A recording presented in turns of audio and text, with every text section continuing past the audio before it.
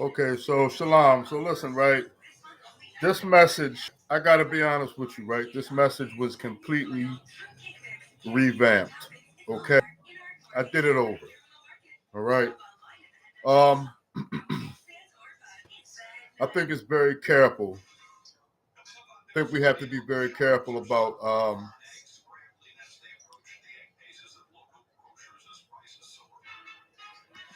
Okay, so yeah, this message was redone.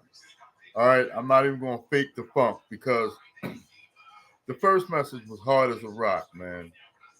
And I said because just like how I kind of left the rappers alone a little bit, this is probably going to be the last message for a while, not completely, but just for a few weeks or so, right?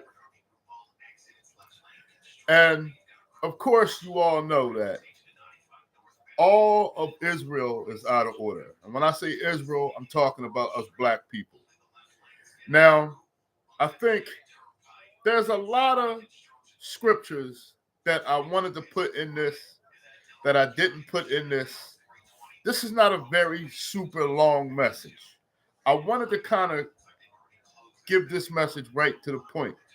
Now, a lot of people have been, a lot of the circumcision, like the camps and everybody, they've been riding behind me with this, right?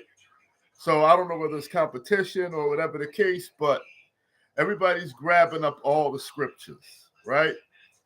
So even though nobody owns the scriptures and I don't mind reusing the scriptures, right?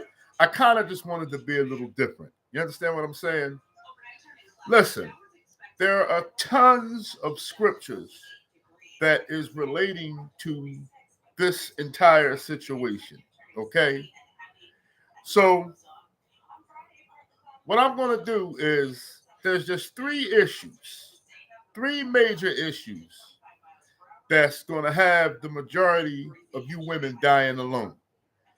And I think what's sad about the situation is that many of you don't care. Some of the younger ones that are coming up and stuff like that don't care. So, am I the type of person that wants to blame?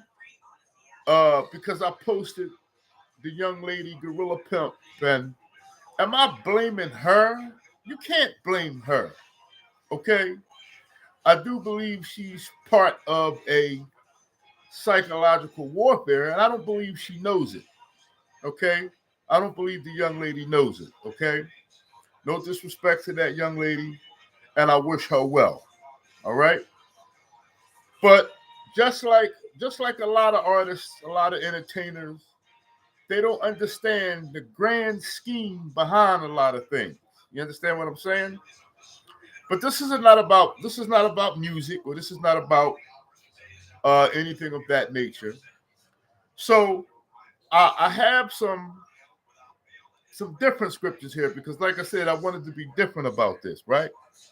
There's three major things that's definitely going to have you women dying alone out there. Okay, and y'all got to tighten up in those areas because it's going to get to a point where you're going to be absolutely off the market with going against the grain with some of these certain things. One of these things is trying to be preeminent and be unappreciative in your situation with your spouse, whether it be your husband or even if it's a relationship, because hopefully we can spark relationships to become marriage. Because what a lot of people don't understand is a lot of people in the circumcision that always play perfect, they always act like they're perfect. They have to understand that there's a lot of people out here that just aren't married, they're in relationships. And though the Bible doesn't promote a relationship, meaning, you know, sex necessarily without, first of all, you do understand that sex is marriage. It's the humbling of the woman that leads to the ceremony. Okay? So I want you all to understand that. So that's the beginning process of everything. Okay. Now, as I spoke before, right? And like I said, this message has been diluted greatly. But as I spoke before in my last message, we need to understand something critical. We need to understand that adultery, there's it's a wide level of things that you can do that that that calls for adultery. But I want everybody to understand what adultery is from a natural perspective is if a woman has if a woman mates with one man and then mates with another, bam, that's adultery. So even if they didn't have the ceremony, right? So this is what you need to understand. Now, that's not ultimately what this message is about. Okay, that's not ultimately what this message is about. So we're going to go over the three things, but first I want to just open up with something that's not of the three things. Okay, because I find this me personally, I find this makeup situation quite frustrating. Now, if you're a woman that doesn't wear a lot of, I'm not talking about, and no, this is not one of the issues that could leave somebody alone. But this is just what I want to start the message off with because it's frustrating to me. Okay, I want to give a shout out to all the women out there that believe in themselves, that have faith in themselves without makeup. I'm not trying to throw the boot at any women that wear a lot of makeup. But see, I'm talking about transformation. I'm not talking about a little lipstick. I'm not talking about, maybe just a little lipstick here, maybe just a bam bam, and you go about your day. But there's a lot of women out here that transform. You're Decepticons. You understand what I'm saying? That's a horrible thing, man. To be a Decepticon is a horrible thing, and it needs to stop out here. And somebody told me that the young lady that I had posted earlier, she did have a skin problem. Okay. But at the end of the day, she still has to be transparent at some point. You understand what I'm saying? You never know. Somebody out here might just go for it. Now, I want you all to understand something. I want to open this up with Ecclesiastes. I want to go to chapter 1. Okay? And I'm going to read this because a lot of people think that things are different today than they were yesterday. And this is very important that I need to let you all know that things are not different. The only difference is the amount of people. And if more than anything, things are worse today than what they used to be. Okay? So I want to go to Ecclesiastes. I want to go to chapter 1. And I want to start off in verse 9. I want to read verse 9 and verse 10. And it says, the thing that hath been, it is that which shall be. And that which is done is that which shall be done, which shall be done. And there is nothing new under the sun. In case a lot of you don't know where that phrase come from, nothing new under the sun. It came from the Bible. That's where it came from. Nothing new under the sun. So makeup is not something that's been happening for the past century, 2, 3, 4, 5 centuries, even for the past 2 or 3, 4,000 years. Makeup has been since the beginning. And I want you all to understand where it comes from and why when you're excessive with it, it's witchcraft. Okay? Now, I want you to pay attention because I'm going to school you all to something here. Okay? So I want to start off in, I want to go to Sirach chapter 25, verse 24. So people want to know, are men just as accountable for this being out of order as us women. As the women. So my whole thing is well, it's both of us, right? But this is something that you got to understand, right? Because I want you to pay very close attention. Sirach 25 and 24 says, of the woman came the beginning of sin, and through her we all die. So if you want to know why the majority of the messages have been focused towards our sisters, is because of what Eve did in the garden. Okay? You need to understand that. Okay? It says it right here. Of the woman came the beginning of sin, and through her we all die. So through the woman, we all die.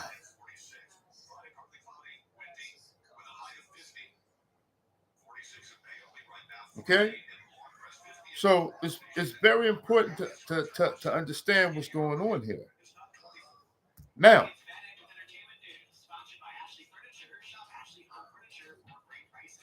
one of the things I want to go to 2 Corinthians 11 and 3. 2 Corinthians chapter 11 and verse 3. But I am afraid that as the serpent deceived Eve by his cunning, your thoughts will be led astray from a sincere and pure devotion to Yahusha. So I don't want anybody to be led astray to how the natural order and the natural understanding of Christ, male and female, is supposed to be. Okay? Just as Satan deceived Eve in the garden, he's deceiving all of our brothers and all of our sisters to thinking, I heard somebody say that the woman is a creator. There's a lot of people that say that. Okay? So I'm going to address that a little later too. Okay? We're going to see what happens in the womb. All right? And we're going to see who's the real creator. Okay? Moreover, we're going to have a better understanding on why the woman even gets pregnant, why you all even get pregnant. Okay? You need to understand that was it was childbearing was not necessarily a punishment, but the pain in which you go through when you all are pregnant, the labor pains and all the things that you undergo, that was part of your punishment. Okay? So I want to open up. I want to get to the issue about this makeup real quick before I actually get into this message. I want to go to Enoch chapter 8. I want to go to Enoch and I want to go to chapter 8.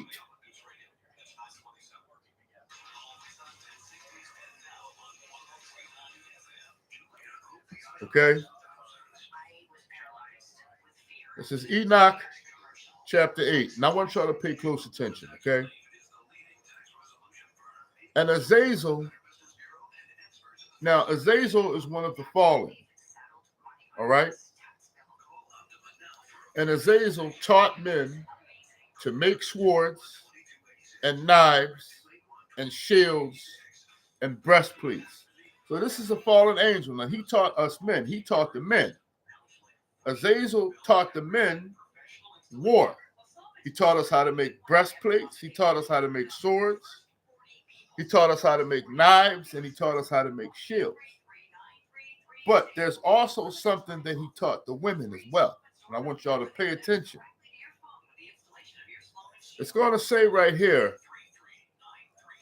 that, and to them the metals of the earth and the art of working them, and bracelets and ornaments, and of the use of antimony, and the beautifying of the eyelids, the beautifying of the eyelids, and all kinds of costly stones, and all coloring tinctures. So, the beautifying of the eyelids, this is what Azazel, a fallen angel, this is one of the things, these are the forbidden things that he taught. He taught war to the men, and he taught the witchcraft, the makeup witchcraft, he taught that to the women. Now, he says here, and the coloring tinctures. What is tinctures? Let's go to the dictionary.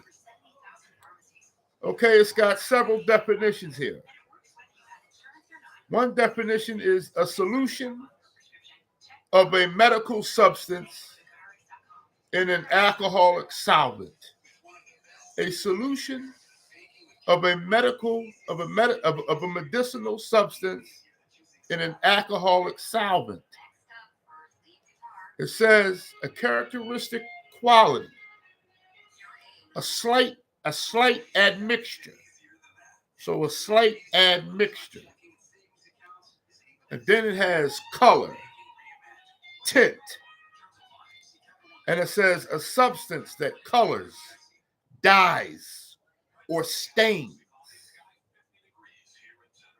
So the beautifying of the eyelids and the teaching of the coloring of tinctures, that goes for that's makeup. Okay? And how long ago was this? This was when the fall happened. Okay? This was after the fall of Adam and Eve. And this was during the time that the angels fell. And these are the things that they taught a lot of our sisters way back then. There's nothing new under the sun. What's antimony?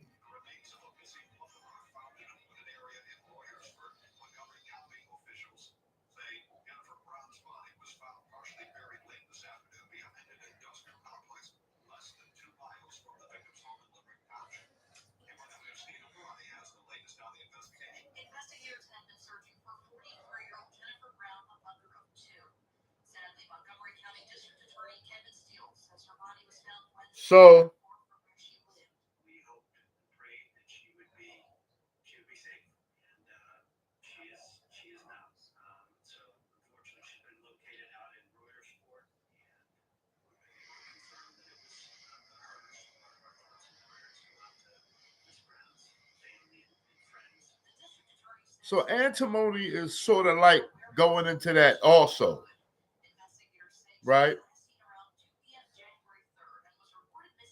One of the factors determining the outcome of a process.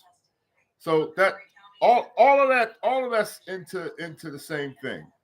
Tinctures and the beautifying of the eyelids, and this was taught by the fallen thousands of years ago. So from then all the way till today, this is what we had.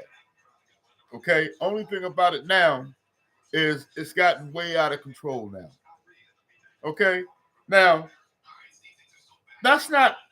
Hopefully, that wouldn't be one of the things that would have a female die alone. Hopefully, right? But that's just what I wanted to acknowledge to you all. So y'all need to be careful with this makeup thing here, because it's just for a moment. Here you are, the most beautiful women on the planet. There is no woman greater than the sister, than the Israelite sister. And you have to rely on all of these things. It says, do not follow after the ways of the other nations. The other nations need all of these things. The Caucasian women need all of that stuff. The Arab women, they need all of that stuff. You don't need all of that stuff. Okay? All right. So now we're going to get into some of the things that's going to leave you lonely. Okay? And the first thing is ignoring the law. All right? And this goes for both us men too. If we ignore the law, we could find our lives being in shambles. Okay? We could be a brother with 2, 3, 4 kids' mothers up to our forehead in child support. And you all could be women. You all could be women with 4, 5, 6 children, 4, 5, 6 fathers to those children. Now, am I going to use the word worthless? I'm not going to. I told y'all I watered this message down. Why? Because I didn't want to get shot. That's why. So I'm not going to say worthless. But I want one of you women to tell me how much you're worth. Tell me your worth. After you have 5 or 6 children by 2, 3, or 4 different men. How much do you, I'm asking you, how much do you think that you're worth at this point? I'm just asking you. Now, I do understand that what's done is done. What's done in the past is done. You can't change the past. I understand that. You can't change the past. I fell off that ladder again, man, today. And of all things, hit my knee. Anything but my damn knee. Fell off the ladder and hit my knee on one of the steps of the ladder as I was going down. So, what would you all think you're worth at this point? So, okay, you're in that situation because you reviled the law of Christ. A lot of black women, you don't like the Bible. So, the Bible, including the law of Moses, gave us instructions on these things. Okay? So, why was marriage even put in place? To prevent something like that. So, when you are married, you prevent multiple kids by multiple men. When you were married, and this goes for the men also, multiple kids by multiple women. And you also prevent STDs. That goes both ways. And you know, I was talking to a brother of mine last night. I was talking to my good friend, man. We was talking about this movie called Contracted. If you all haven't seen that movie, then you need to watch it. I have a reason to believe that the guy that woman slept with in the beginning of that movie was not an ordinary man. I got a reason to believe he was either a demon or the devil. Because what he gave her was not something average. Okay? If that's just part of what's going on out here when we step outside of the law and when we step outside of the authority. But I want you women to understand, because I'm about to get a little unique with what the law is to you women. Okay? Yeah, it's the Bible, but I want to get a little tricky. I want to go to Romans chapter 7. I want to go to Romans chapter 7.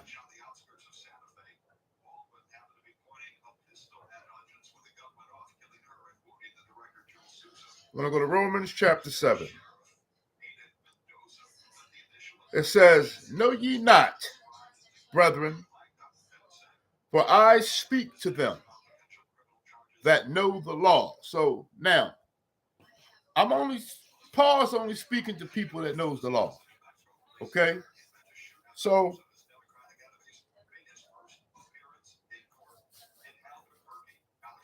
Paul never dismissed the law of Moses, but Paul understood that the tablets, the stone tablets, were about to be a thing of the past. Not the commandments on the stone tablets, but the stone tablets themselves. Paul knew that the law was being upgraded. The law was being magnified. The law was being made honorable. Right? So he's going to say how that the law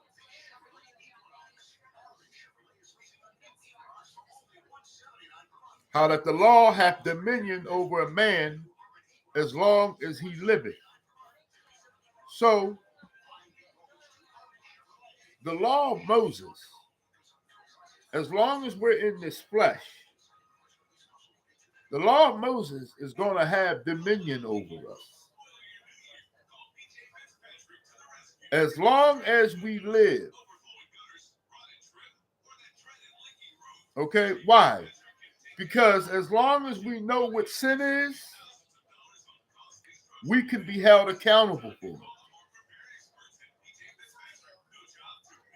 So, but I want you to pay attention.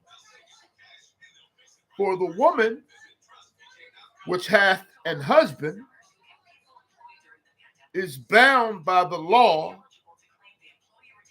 to her husband, so long as he liveth. So,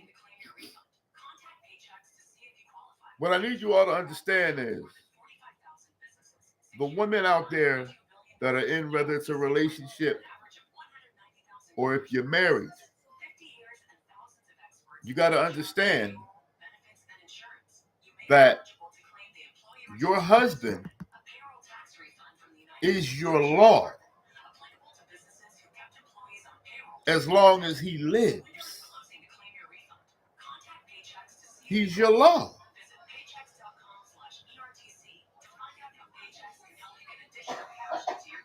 So as long as he's not telling you nothing crazy, go sell your body, give him your paycheck, right? As long as he's not saying something completely contrary to Christ, then he's your law. If he wants you to stay away from that bar, then you should stay away from that bar. If he tells you, listen, if he's your man or if he's your husband and he's explaining to you, hey, look, man, I don't like you hanging with Tamika. That means you shouldn't hang with Tamika. So you'll say, well, listen, I know Tamika. Some of you women will say, well, I know Tamika since we was young girls. Y'all may say that you may have known her since you and her were young girls. And the man that y'all with, or the husband that y'all with, y'all may have just got married. Might have only known him for 5 years. But his authority supersedes how long you knew Tamika. Why? Because he's telling you there's a reason why he don't want you hanging with Tamika.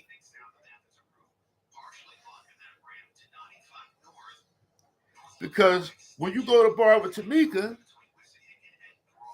Tamika get bent out of shape and she throw her ass in the air to every time Dick and Harry in the bar. And you can't possibly do what she's doing. So can two walk together unless they agree?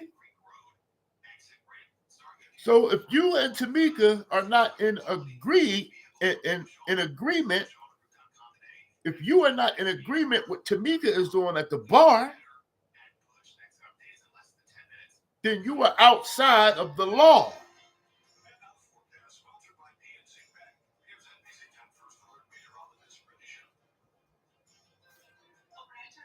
So he says, for the woman which hath an husband is bound by the law to her husband, so long as he liveth.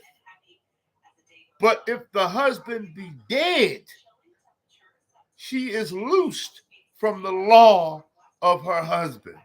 So if he dies,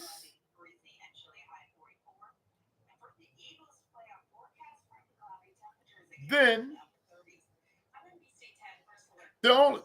now your authority, your immediate authority is Christ. You still have an authority. It's just God now. Why? Because your husband is dead.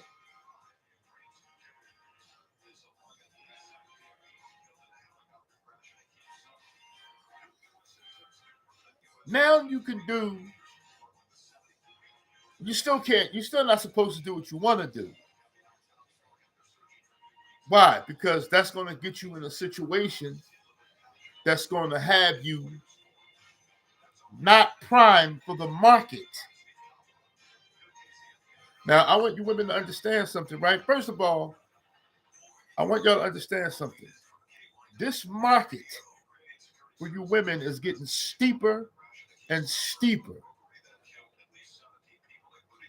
And many of you could probably look at me and you say, man, you ugly, you missing teeth, you fat, you a bum, you this. I see the car you drive, and you got the audacity to say how you feel.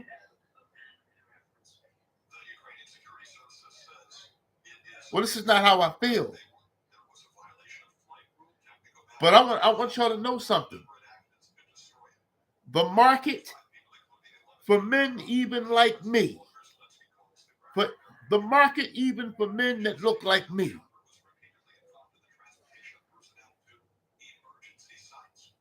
is widening. You don't believe me, do you? Hustlers, men that are hustlers and that mean well by the woman, because my intentions are always good. I don't have bad intentions. I treat my wife like gold when she deserves it. No, she's not treated like gold when she doesn't deserve it.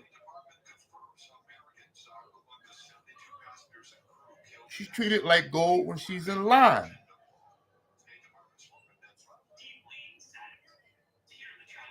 And it's a lot easier for y'all. Now, I'm going to keep going. So then, if while her husband lives, so then, while her husband lives, she be married to another man, she shall be called an adulteress. But if her husband be dead, she is free from the law, so that she is no adulteress. Now, Paul is speaking twofold here. He's speaking about the actual law, and he's telling us how adultery happens. The beginning of adultery is when another man come other than your husband and put his pistol in you. Now, that land is defiled.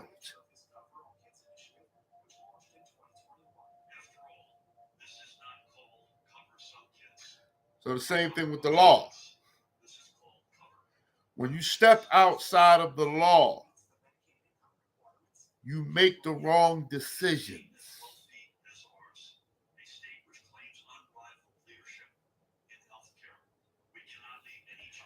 There are some women that I know is on social media. You got some things going on for yourself. You don't make a good live. You don't make a bad living. You're beautiful. You're intelligent.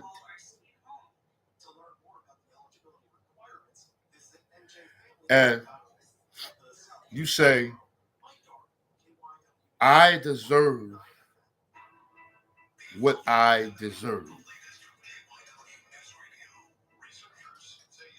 And I'm not going to tell you what you do and don't deserve.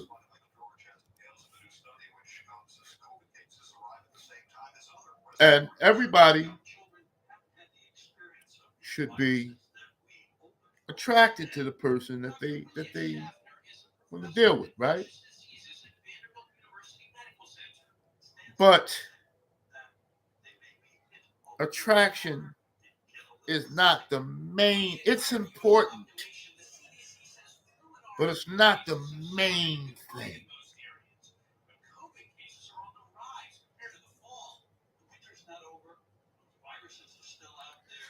When I've dealt with women in the past, there were a lot of women that looked at me and said, not my type, not my type. And they got to know me. When they get to know me, and I'm talking about past references. When they get to know me, things are different. Which is why, as long as the person doesn't look, long as the brother don't look like the hunchback of Notre Dame, and she might not look like the Wicked Witch of the West, but even then so, the Wicked Witch of the West is available for the hunchback of Notre Dame. You understand what I'm saying? So, us brothers,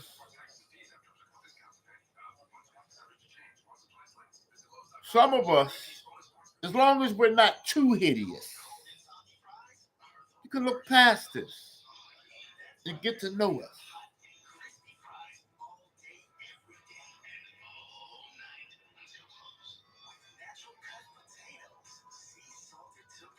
You can look past us and get to know us.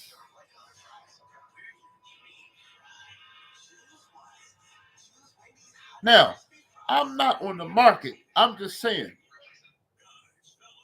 the majority of men that I see on social media, the vast majority of them, They're better looking than me, right? But I'm not talking about social media. I'm talking about the real world. Y'all do now, don't get me wrong. I know how people talk about the social media streets. I know they're real, right? But they're virtual reality. See, we meet people every day. For you women out there, stop being superficial. Because if my wife was superficial, she would have missed out on a God. I'm going to say that again. Yeah, I'm gray. I'm missing 3 teeth. Certainly, I'm not gorgeous. I'm not the richest. I got some shit with me. But if my wife didn't decide to look past this and get to know me, she would have missed out on a God.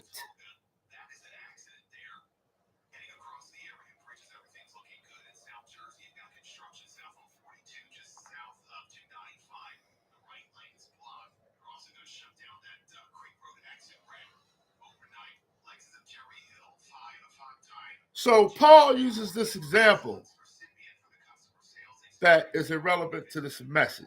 So I'm not going to keep going. But for many of you women out there, do understand.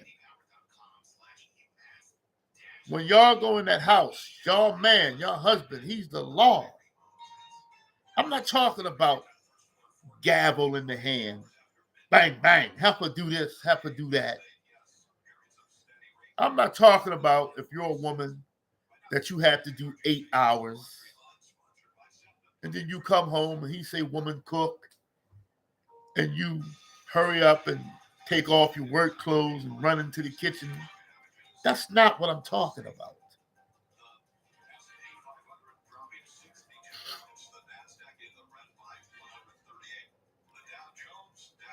Should you still cook? If possible, at your leisure. Depends on how many kids you're dealing with. I'm not going to get into those schematics like that.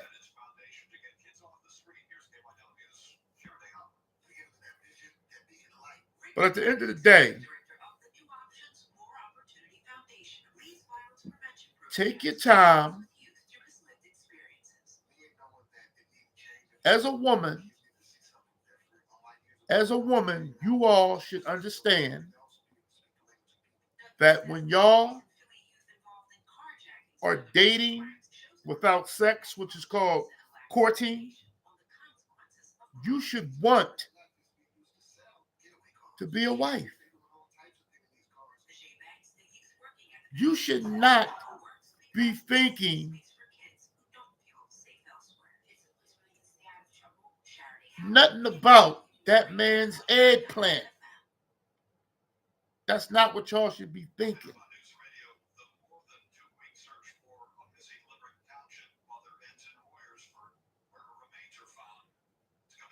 You should be thinking whether or not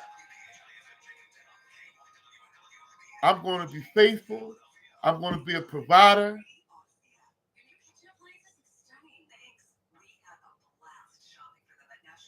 We should get to know each other better, see how we can dwell in the same environment, not live together, but there's just things that you should be learning about him. How long have I been employed? What am I doing to better myself financially?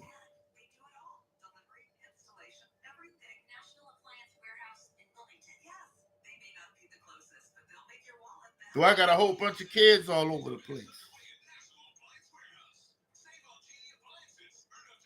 The same thing with a man.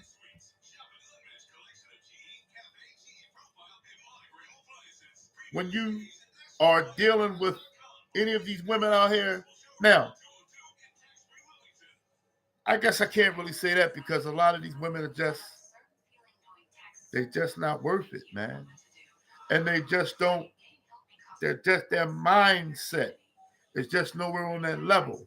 Some of them is just good for jelly jaw, and that's it. And I understand that.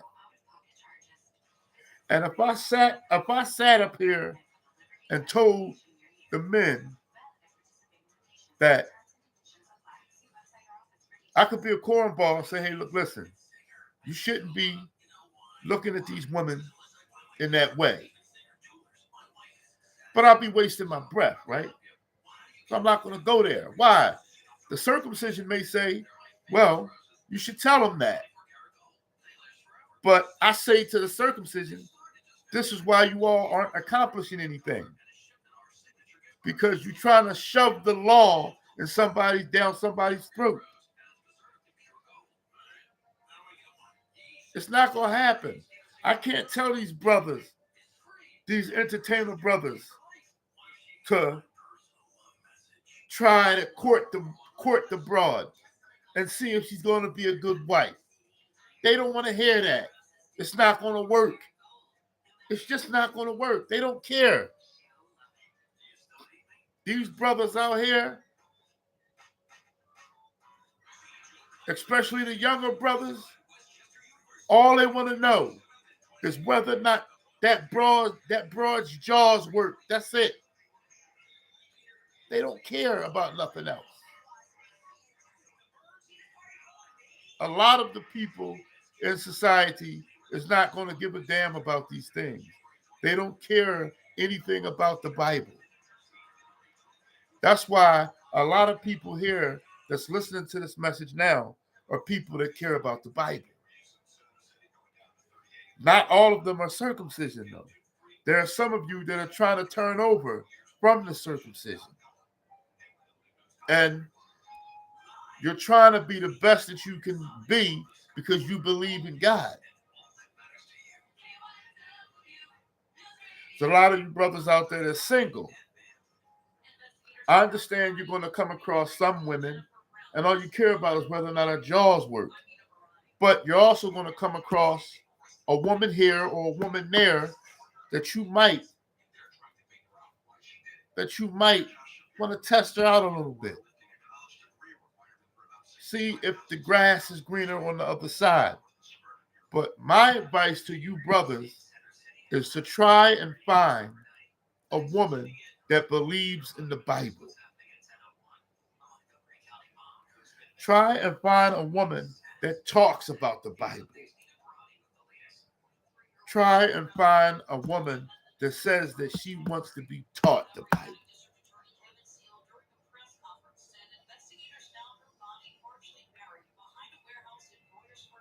If you can come across a woman that actually says that she wants to be taught the Bible, then you've hit the jackpot.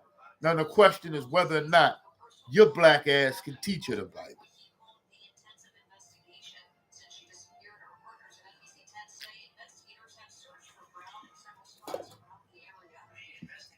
That's the question.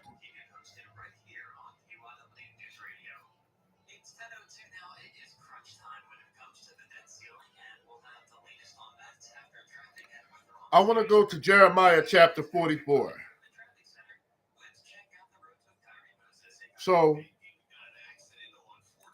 die alone for ignoring the law. You die alone for ignoring the Bible. And you die alone because you are a woman with masculine energy and you cannot accept your damn role. You can't accept your role. And you are stuck in your ways by thinking that you're going to find a real man that's going to tolerate you not accepting your role. That's trash, not a real one.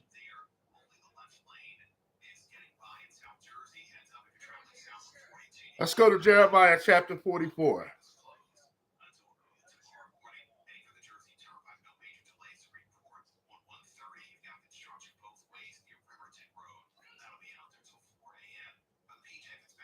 Jeremiah chapter 44.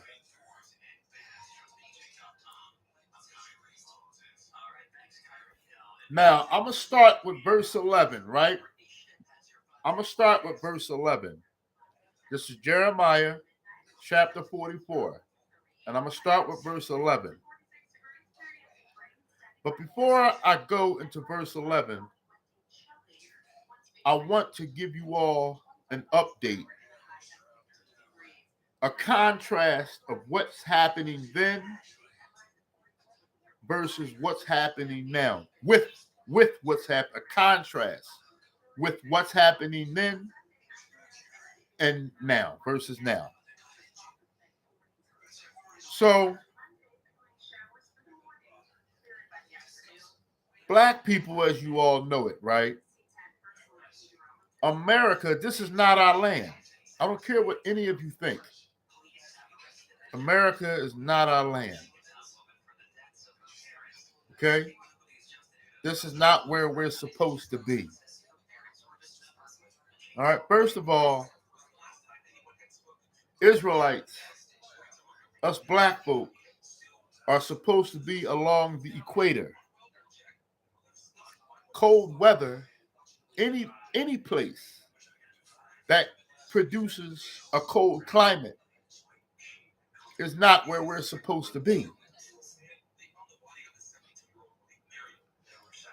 See, our forefathers and our ancestors were kidnapped and brought over here to the Americas. Now, you all know this already. All you black folks, you know this already. Okay? So, American women, not just black women, but American women, you have a God, and it's not the God of the Bible. We do have our sisters that's in the truth, but besides the sisters that are within the truth, all the rest of our women have a false God. Some of you women, your God is yourself. A lot of our women here in Babylon are very, very narcissistic.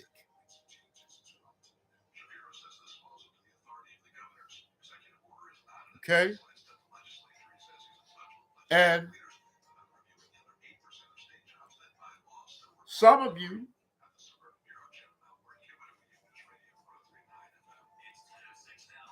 have no regard, many of you have no regard for Christ, which is why you have no regard for a lot of your black men.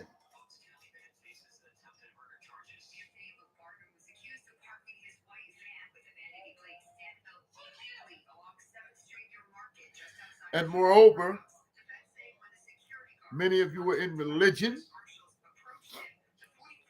but here's the most important one.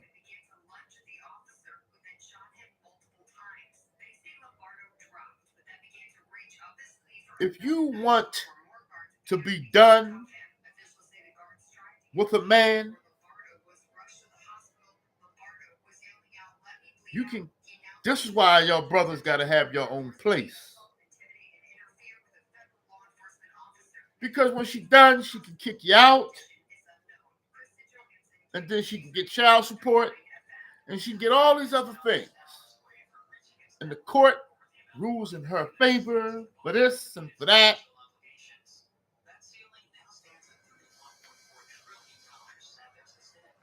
So, with that being said, a lot of black women, they don't want to adhere to the Bible. Why? Because then they're not going to get the benefits of the system. I'm going to show you what I mean. So this is Jeremiah 44, and I'm going to start at verse 11. Therefore, thus saith Yahuwah of hosts, the God of Israel, behold, I will set my face against you for evil, and to cut off all of Judah that have set their faces to go into the land of Egypt to sojourn there, and they shall all be consumed. So, this America is considered spiritual Egypt. So, Moses was sent by Christ to help free our forefathers out of bondage in Egypt of the past.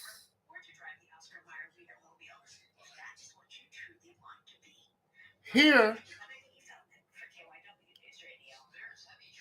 is a case where our forefathers and our foremothers voluntarily wanted to stay in Egypt.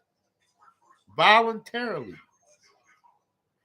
Just like when they were released from Egypt during the time of Moses, they complained. They murmured at God, and they was cussing Moses out. And they actually wanted to go back to Egypt, where they were slaves at. Because they said, does Yahuwah bring us here, out here in the wilderness, to die? Back in Egypt, we had bread, and we had a place to sleep. We had all of these things. But they were slaves back in Egypt. But they had that post-slavery disorder, and they wanted to go back because even though they were slaves, there were certain benefits of being a slave in bondage.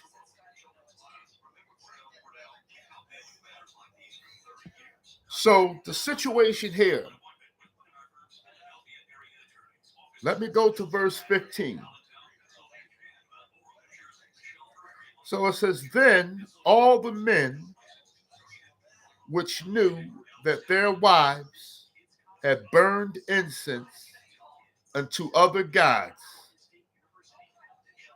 and all the women that stood by, a great multitude, even all the people that dwelt in the land of Egypt,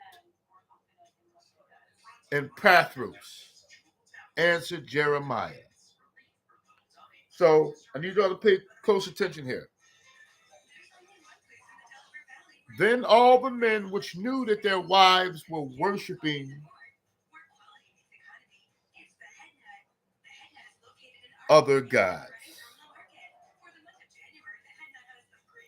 Here in Babylon, a lot of our black women turn to the white man.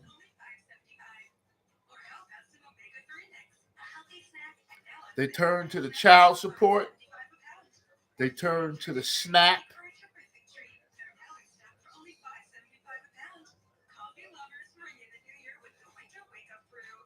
Right? Now, I know I'm not even going to say that. Some of y'all, they do the setup thing, and they work together. But in many cases, it's real. The black man is put on a lower totem pole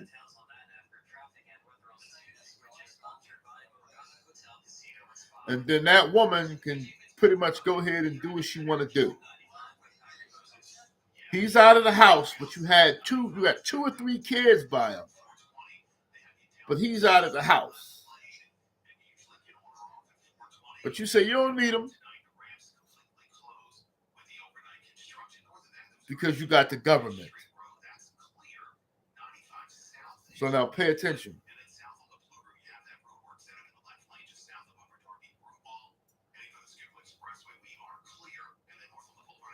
So these men knew that their wives were sacrificing to other gods, and all the women that stood by, a great multitude, even all the people that dwelt in the land of Egypt and Pathros, answered Jeremiah, saying, As for the word that thou hast spoken unto us in the name of Yahuwah, we will not hearken to thee. So the women are saying to Jeremiah, we don't want to hear nothing that you and Christ got to say. Here's why. But we will certainly do whatever the thing goeth forth out of our own mouth. So the women say, well, we will do what we want to do. To worship unto the Queen of Heaven. But why? And to pour out drink offerings unto her, as we have done. We and our fathers, our kings, and our princes, in the cities of Judah, and in the streets of Jerusalem. For then we had plenty of victuals, and were well, and saw no evil. So we can't even put this all the way on the women here, because it said their fathers, their kings, and their princes. They were following the footsteps of their fathers, their kings, and their princes. This is what happens when you have a lot of men that can't lead. A lot of men that don't follow the word of God.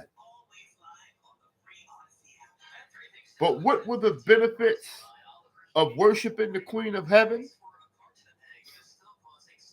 It's right here. Because then we had plenty of victuals, and we were well off, and we saw no evil. What are victuals?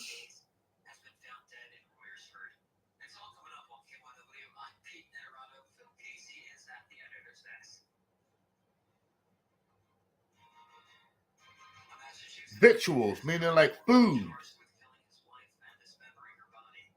bread for gain, fruit, meat, loaves, showbread, provision. So we had a lot to eat. We were given room and boarding. We were well off. We were doing good. We had everything we needed. Long as we worshiped the Queen of Heaven. So a lot of our sisters here in America, y'all want to throw the man away. But that's okay, because you say,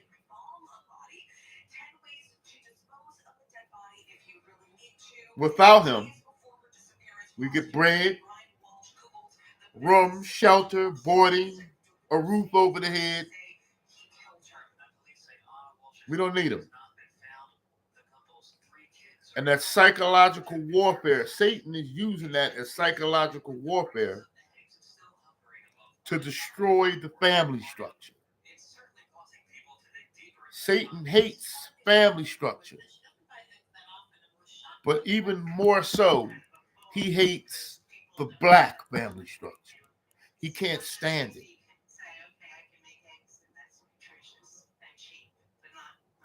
All right?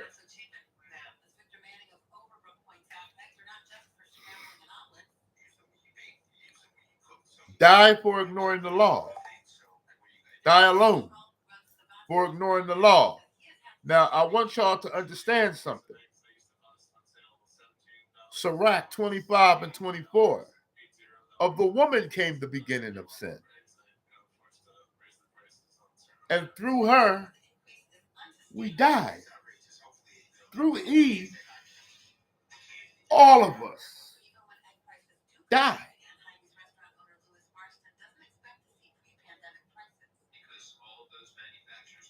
That's just the truth.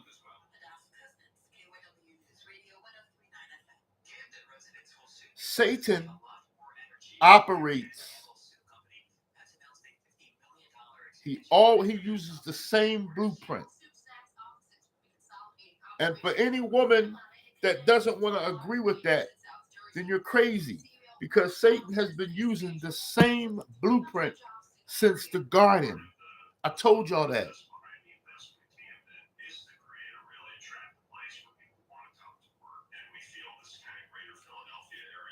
What I think that many of you women need to do is be hard boiled. And a lot of men gonna get mad at me what I'm about to say. But I tell these women, don't open your legs. Don't pass off the box. And I don't know why a lot of men are gonna get angry, because there's only a few of these women that's actually gonna listen to what I'm saying anyway. Because Satan has his grasp over the world like this. Imagine a giant over the world like this. That's how Satan got his power, his grasp.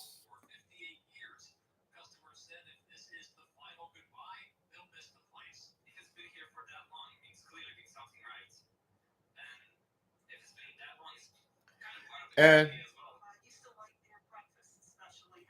he uses the woman to manipulate the man.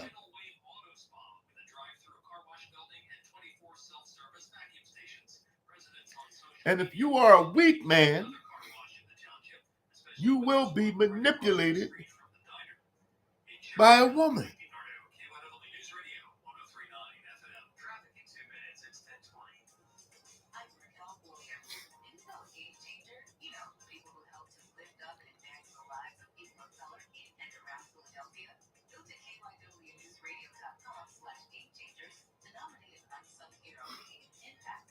Die alone due to running your mouth all the time, not knowing when to shut up.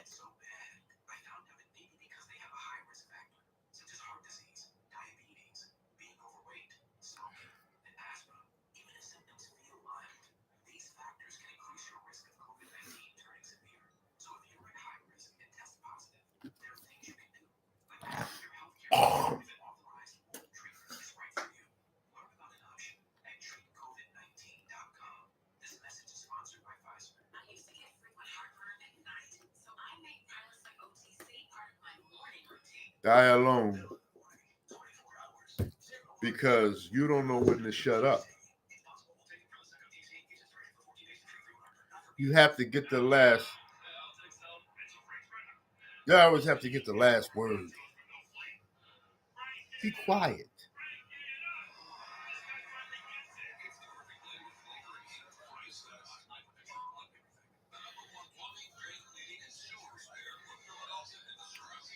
Proverbs 27 and 15. Proverbs 27 and 15.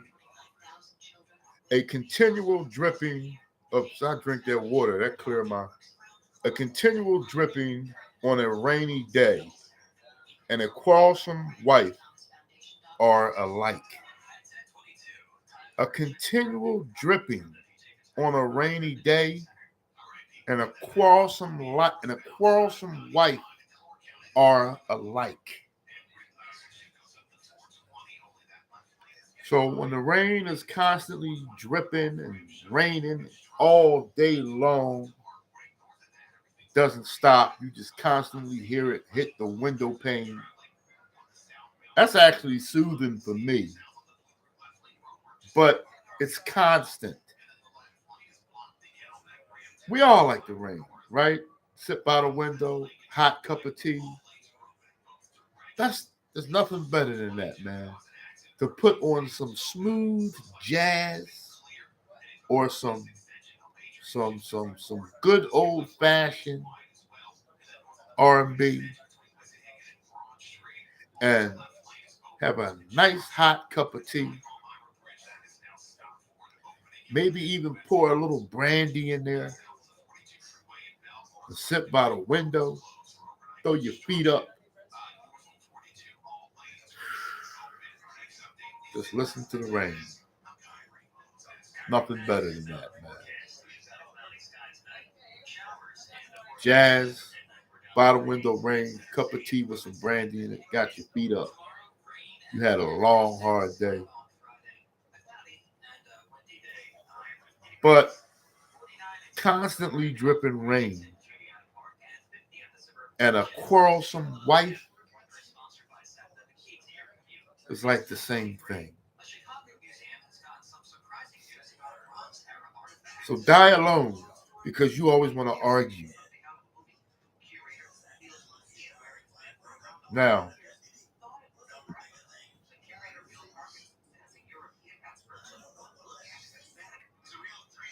I'm gonna talk good about my old lady, right?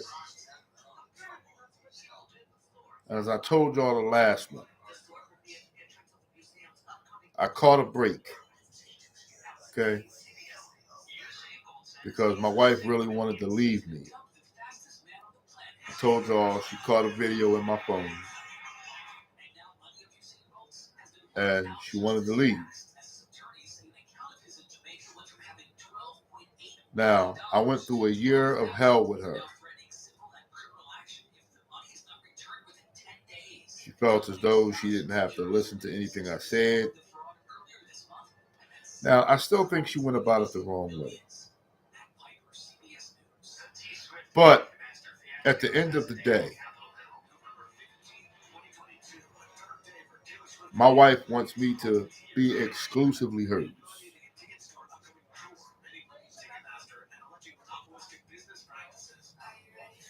Now, all I'm saying is our marriage was really, really smooth and has kind of returned back to that smoothness. But when I tell her the truth about certain things, so she doesn't argue over nothing. She'll only become upset when I come initiate and tell her, give her instructions about something. But I'll be truthful about her. Like, my old lady is not the best cook. And I don't appreciate that. I don't appreciate it. Not really just for myself, but for my boys. Those are going to be big boys, especially Samuel. Ooh, Samuel got a gut on him. But, I mean, she knows how to cook because she's from the Caribbean. But she don't take enough time and slow roll with the food. She don't put no love into the food. She always want to be so quick, and she always think that she gotta have a job all the goddamn time. She thinks she gotta work full time, and that slows down the things that she's doing around the house. It's frustrating. Like now, she's taking a little break, and I told her we're gonna make food regiments for the boys because the boys need a food regiment. They need to have this breakfast on Monday, this lunch on Monday, this dinner on Monday. This breakfast on Tuesday, this lunch on Tuesday, this dinner on Tuesday. So that way you don't got to be scrambling thinking about what you're going to give them because my boys don't eat meat. And I don't want to keep slipping up. I don't want it to keep like I'm keep talking to a rock about that. I don't want them to eat meat and that's spinal. Well, you eat meat. Listen, not quite like I used to anyway. But if I don't want my boys to eat meat, I don't want them to eat meat. That's the end of the discussion.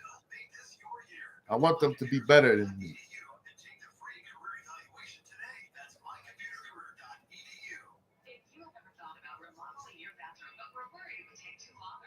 So you need to understand that it's not cute for a lot of you women to talk. Just open your mouth when you're in an assembly or you're in a congregation. And there's by no way should you be talking more than your husband.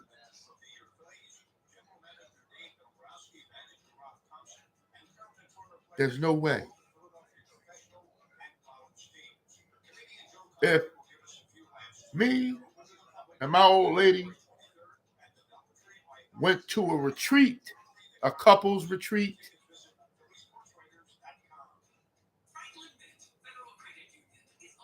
that could be different because it's just husbands. The men are really basically talking to the men. We're talking about football. We're talking about sports or whatever the case may be. And the women, the wives, are talking to the wives. That's a situation where she can run her damn mouth. But if I'm in a congregation or if I'm the teacher of a ministry, there's just no way in hell that she should be talking more than me on my ministry if I allow her on my ministry.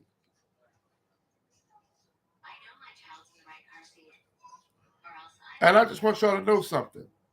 I don't prevent my old lady from being on social media. She doesn't have an interest. And so why is that so hard to believe?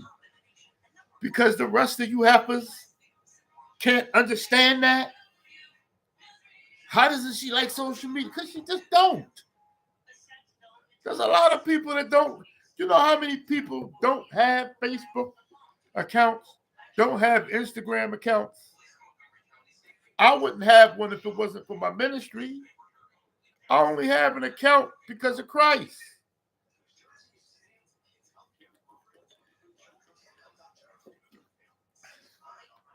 That's the only reason why I got an account. I only got an account because of Christ. If it wasn't for the Bible, y'all would not know who I am. And I would be 1,000% okay with living that life. You only know me because I have a job to do. That's it.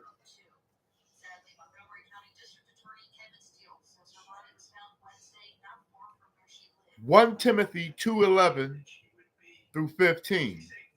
1 Timothy 2:11 through 15. A woman should learn in quietness and full submission. Why is it that a lot of women want to disregard what Paul is saying? Why? Now, women are supposed to teach other women. There's no way in hell that you can be a woman and you think that you are supposed to talk to the women and then say some shit like, I'm going to talk to the men too. No, you're not going to talk to the men. You talk because any real man is not listening to you. You are a disgrace if you out here as a woman trying to judge a whole bunch of men. You are out of order. You're out of order. And what husband, fiance, boyfriend, whatever, is allowing you to do that? I see humbled women, women with real humility, I see them all across social media, and they only talk to the women. They don't talk to the men. Just like that lady Ali, somebody Ali, that many of you black women hate and despise. Do you see the order that she was in? When she spoke, she only spoke to the women. You are not to be a woman out here trying to judge men.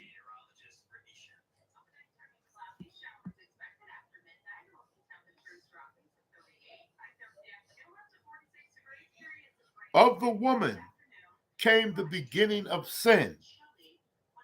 And through Eve, all of us died because of Eve, not because of Adam.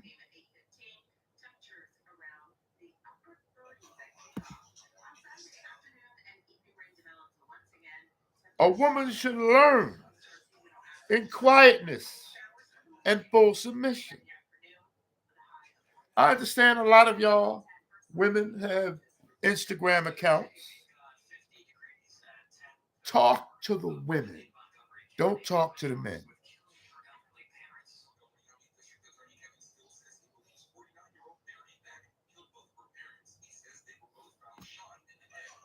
Men will talk to the men.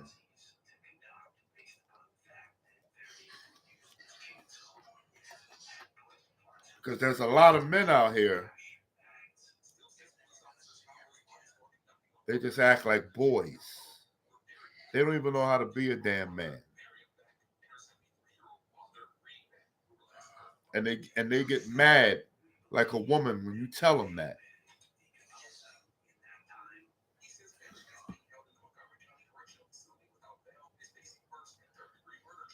Paul gonna say, I do not permit a woman to teach or assume authority over a man. She must be quiet. Why? Because Adam was formed first, then Eve. And Adam was not the one deceived. It was the woman who was deceived and became a sinner. But women will be saved through childbearing if they continue in faith, love, and holiness with propriety. If you are a woman, you need to understand something. Your primary purpose is reproduction. That's your primary purpose. Reproduction. To become a wife,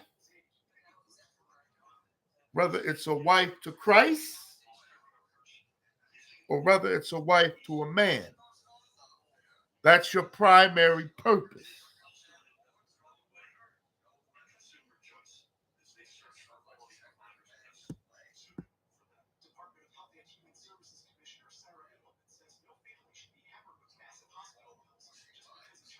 One Corinthians 14.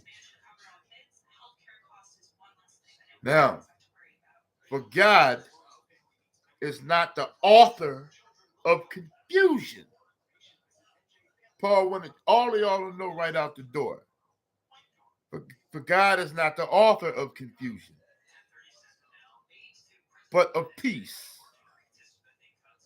as in all churches of the saints.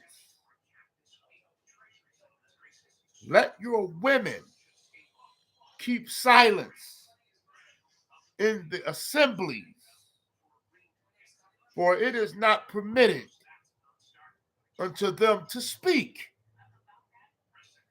but they are commanded to be under obedience, as also saith the law. And if they will learn anything, let them ask their husbands at home. For it is a shame for women to speak in the assemblies.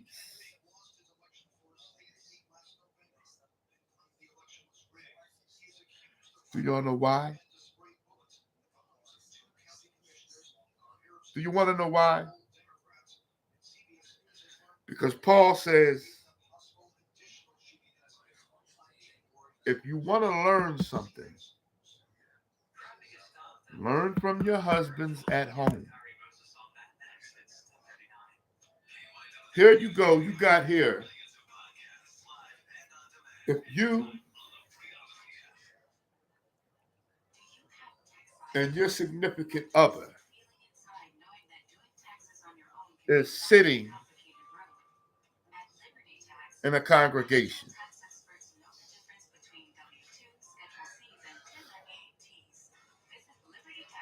he's quiet, but you supposed to be a representation of him, always speaking up and trying to give people your 2 cents.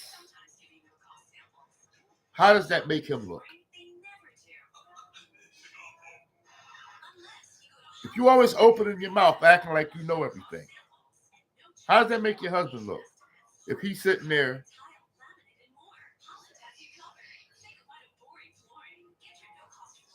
you don't want to bring your representation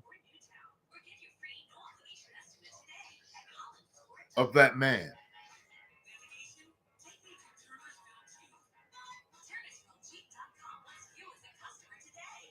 Because what do you really have to say anyway? Emotion, feelings.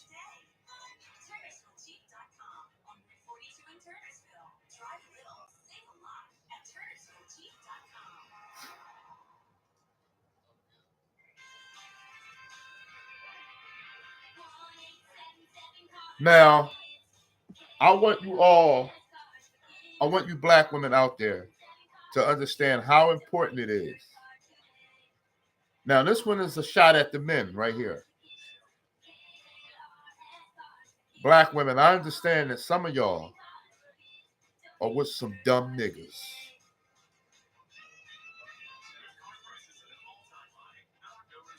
Some of y'all like dumb niggas, though. You know what? There's nothing worse than a woman that likes a dumb nigga. You know why? Because that shows her character. You want a man that you're smarter than? You a dumb broad for wanting a dumb nigga.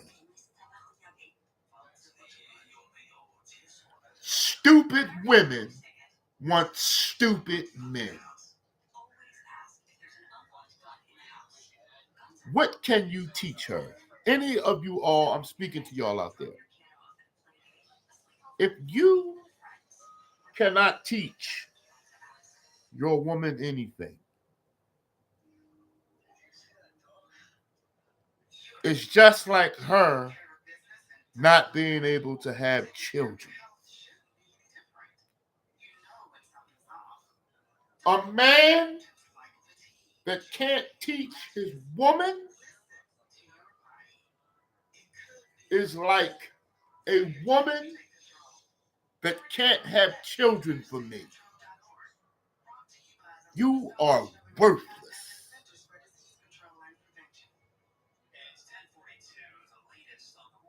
If you are a man, and I'm not going to say if you just can't teach her the Bible, because a lot of you men can't teach your women the Bible. Can you teach her real estate? Can you teach her something?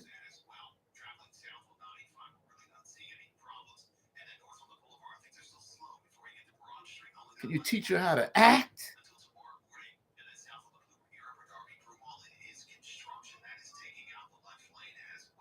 Some people say, well, why is all these men out here trying to teach women or trying to tell women what to do? Why y'all always talking about the women and y'all supposed to be men? Because men have authority over women.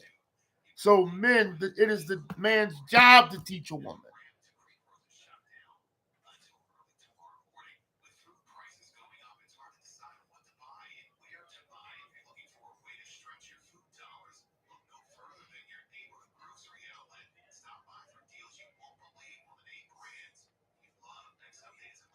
What good is a man that can't teach?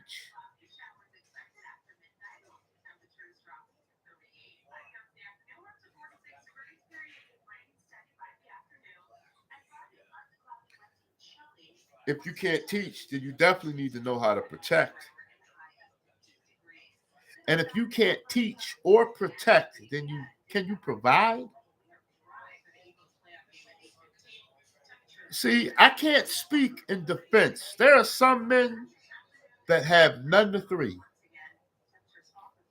They can't teach, they can't protect, nor can they provide. I can't talk for y'all. I can't stand up for y'all.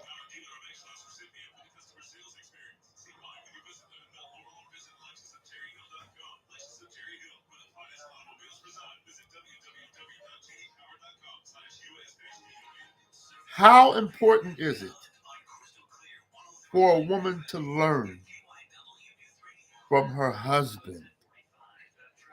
Do you know how wicked and evil it is to have a husband and learn from another man? Now, don't take that out of context. Don't take that out of context. Because women might listen to specific social media influencers or other people that may have ministries. But if she's a wise woman and that man is speaking, he's a follower of Christ, then that's different. Because you can't get mad at your woman for watching this ministry. I don't get mad at Petra if she watches The Watchmen. Why?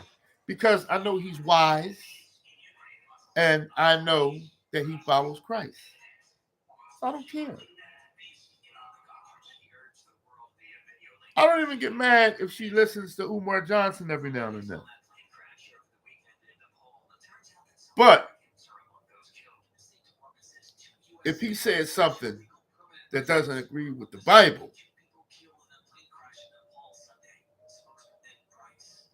then I have to, let her know. And she better not dare argue with me about it because I'm speaking from Christ. And I don't have that problem with her. So if she happens to listen to somebody, anybody, I've caught her watching TD Jakes.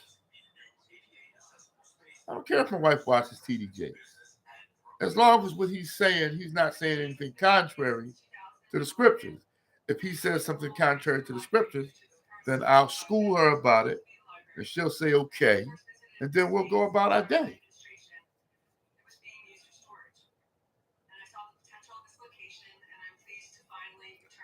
So, if the man is being led by Christ, and your woman is listening to him, then that's really just on you.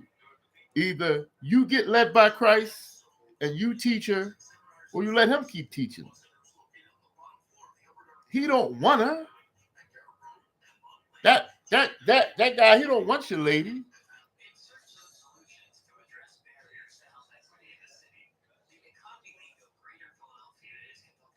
He's just giving the word of God. There's a lot of people out here nowadays that wants to hear the word of God. There's a lot of women out here that want to hear the word of God. Some of you men need to get with the program. That's all. Get with the program. If you're a non-believer,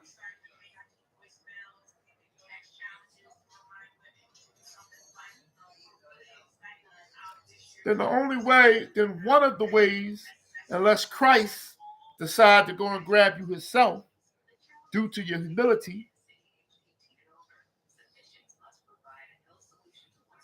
if you women out there, you have a man who's a non-believer, then you make him a believer by your submission and treating him like a king.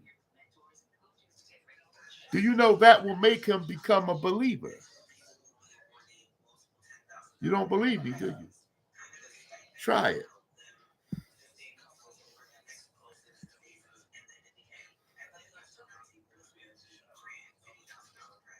I need y'all to listen to the scripture. How important is on a scale of 1 to 10, how important is it that a man should be able to teach?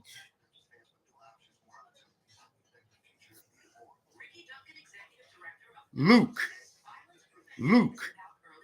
chapter 10, 38 and 42. Luke chapter 10, 38 and 42.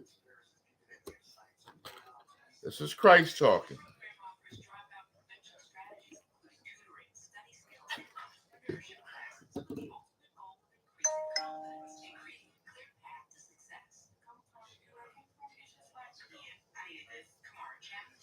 This is Luke chapter 10, 38 and 42. This is a very powerful scripture. I need y'all to listen. As Yahusha, Christ, and his disciples were on their way, he came to a village where a woman named Martha opened her home unto him. Martha had a sister called Mary. Not his mom, Mary, but she had the same name. Who sat at the master's feet listening to what he said. So Martha let Christ in and his disciples. Martha had a sister named Mary. Mary sat at Christ's feet listening to his teaching.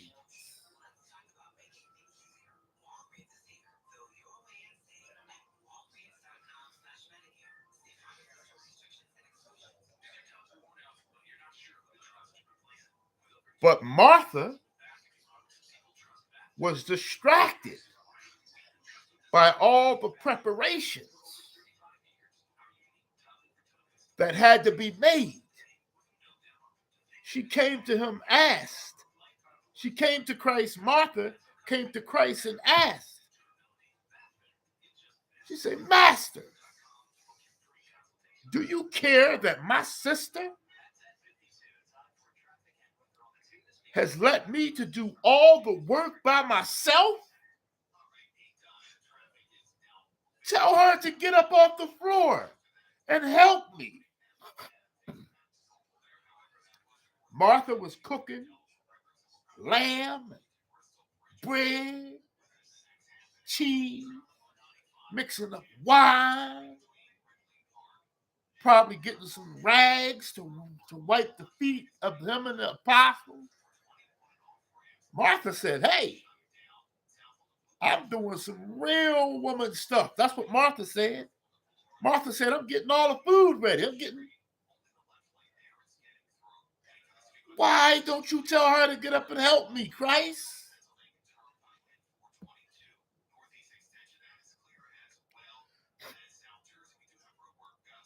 Christ said, Martha, Martha. The master answered, Martha, Martha. You are worried and upset about many things, but few things are needed, or indeed only one. Mary, your sister, at my feet, listening and learning, has chose what is better.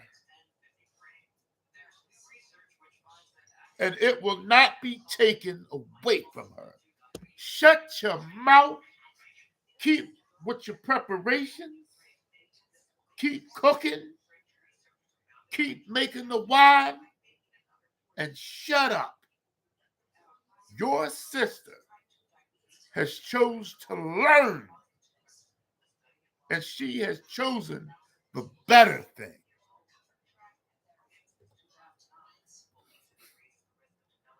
That is the importance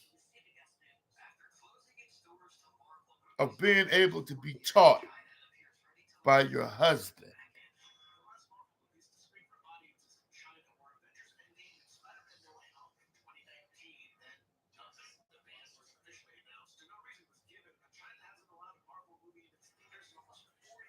It supersedes cooking. It supersedes baking.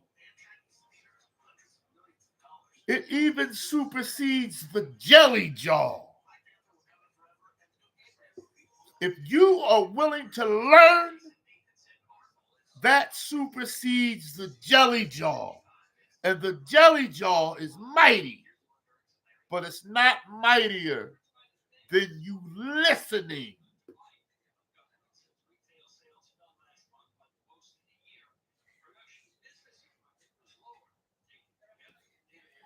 Stop talking so much and learn.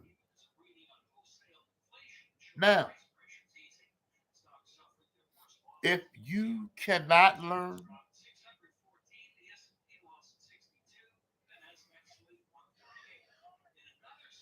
that's between y'all and Christ.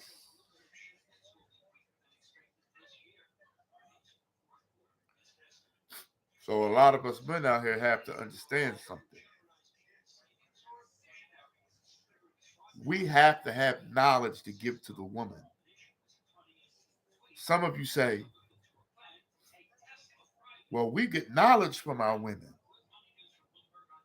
You can learn something from a damn dog, but you are not to be taught by your woman. Can she teach you to do something? My wife is teaching me how to prepare saltfish because saltfish is one of my favorite delicious plates. And I'm not at home a lot. So, like right now, like I spend a lot of time with my aunt. I just do. It's just the reality. So I need to know how to prepare saltfish while I'm here. She taught me. She's teaching me that. But she's not supposed to be teaching me about life. And she's most held for sure ain't supposed to be teaching me about God. Oh no.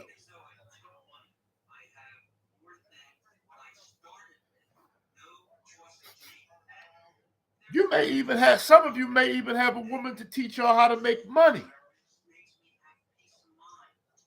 That's all right. I mean, that's okay. That's not that's not too emasculating. But you should know how to make your own money. But there's two things a woman should not have to teach you about: life and God. F no. There's no way in hell that you should have to be taught life and God by your woman. That's backwards.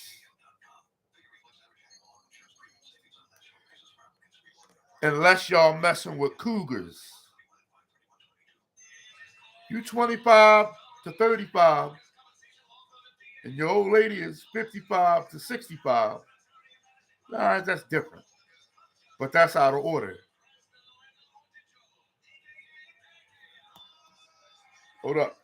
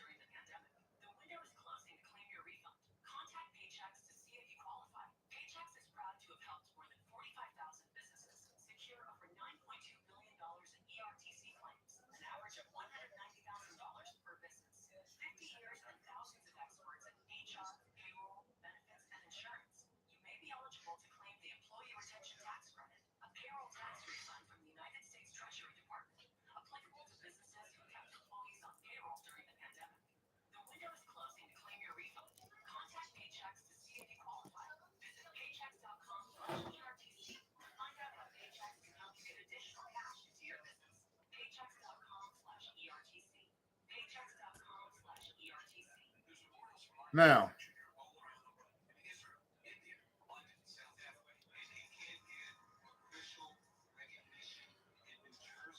let me tell you another thing.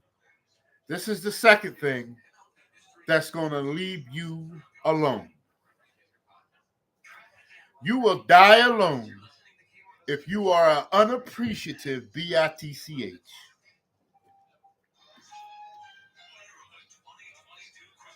Being unappreciative is almost as bad as giving your box away.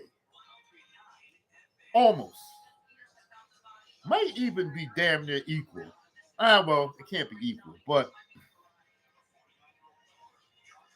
giving your box away is bad. Y'all know that, right? Real bad. And a real man, it's over. You know that, right? Just one time. One time, that's it. You are completely worthless after you have given your box to somebody else. A real man, you will never be loved by him ever again in life. It's over. It's a wrap. It's done. You're finished. You can forget about it. Almost as bad as that is being unappreciative. If you are unappreciative bitch, you are no good. You are useless. What can a man do with an unappreciative woman? That's a very horrible characteristic. Die alone for being unappreciative. So I want to tell a lot of you women about your foremother, Eve. Now, most women today, you want a fairy tale. You want that movie life. Housewives of a maybe not housewives. What's that? Yeah, the Housewives of Atlanta. What's all them other reality shows they got going on there? And those reality shows, they're reality, but they're not complete. They're not completely reality. Y'all know that, right? Not completely. It's these people are not being themselves completely on the camera. Very few of them are. Most of them, they know they're on camera, so they shucking and jiving. They're not really being themselves because they're on camera. And they get a couple dollars on the show. They're not rich. Well, some of them are, but so most women, you want fantasy, you want fairy tale land, you want nirvana, you want utopia, you want heaven, you want paradise.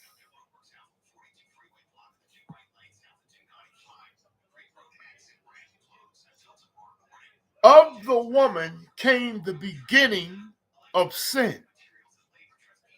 And through her, we all die. That's just the truth. This is why you all must understand your place or die alone. Die alone for being unappreciative. What is the definition of paradise? A place or state of bliss, utopia, nirvana, fantasyland, heaven, Zion, New Jerusalem. Let's go to Genesis 1 through 7. This is actually not going to be too long, this particular, because being unappreciative is an awful thing. Now, I want you all to understand how unappreciative some of you women can be. Eve had paradise. Y'all say, oh, I just want fantasy land. Oh, I just want bliss and gliss. And Eve had that. Do you know that Eve had heaven?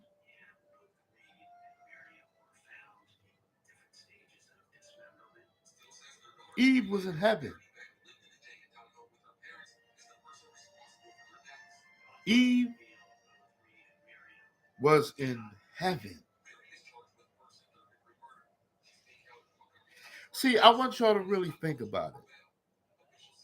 A lot of our sisters today, y'all, have to bust your ass. Some of you are doing well, but you still got to bust your ass. And some of y'all, like my wife, she doesn't have a rich man. A lot of you women, you don't have a rich man. Some of y'all men do better than me, but he's still not rich, right? He's a hustler, right? So you wouldn't consider that paradise. My wife's not in paradise. But you men that got your wives in paradise, I ain't mad at y'all. I'm not mad at y'all. You got your wife in paradise, I take my hat off to you.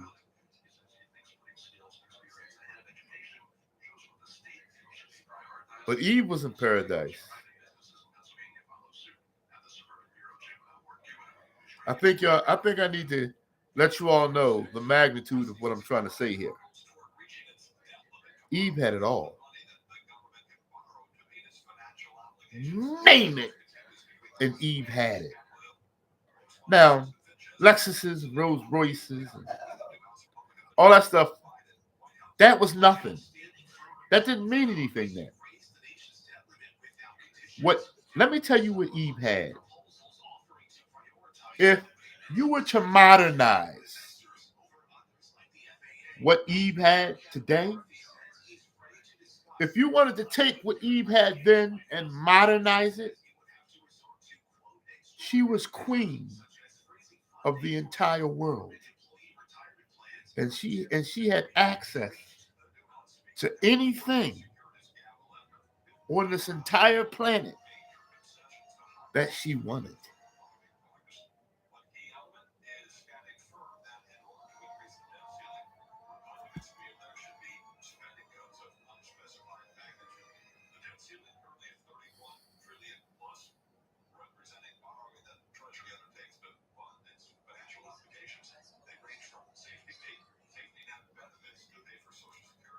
Now, the serpent, Genesis chapter 3. Through the woman came the beginning of sin. And because of her, we all die. Now, the serpent was more subtle. than any beast of the field which Yahuwah had made. And he said unto the woman, Yeah, hath God said, Ye shall not eat of every tree in the midst of the garden?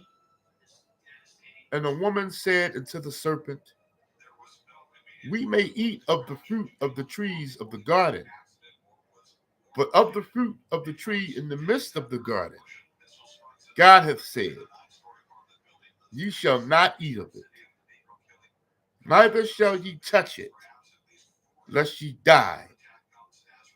And the serpent said unto the woman, Ye shall not surely die.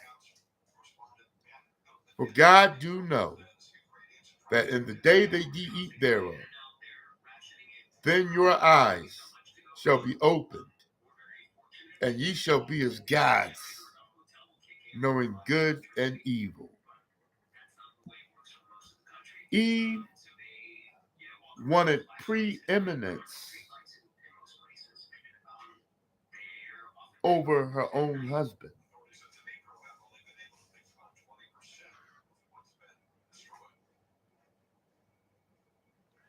Eve wanted to be like God.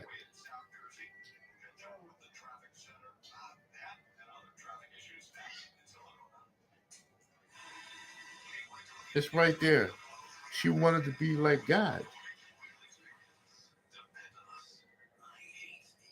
She had everything.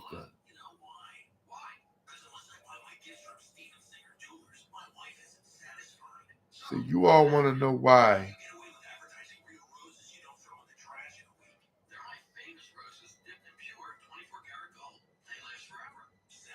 a lot of our sisters need to tighten up. But I'm going to say here, and I'm going to be honest right now, a lot of our brothers are weak. I know that, black woman. I'm not the toughest Negro from jail home. But I'm talking about a lot of our brothers are weak in character. I understand that.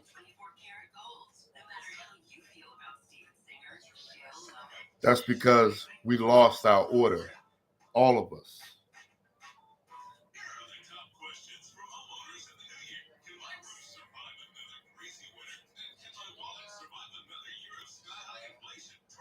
All of us lost our order.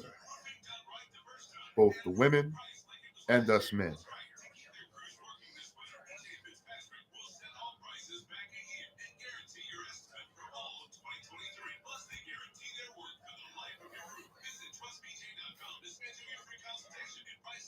But see, the problem with you women is, and when the woman saw that the tree was good for food, and that it was pleasant to the eyes, and a tree to be desired to make one wise, she let the devil put his pistol in her.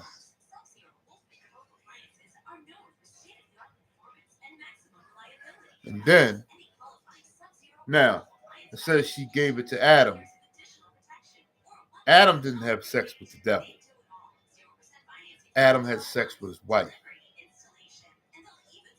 That's why it's adultery, because she was defiled.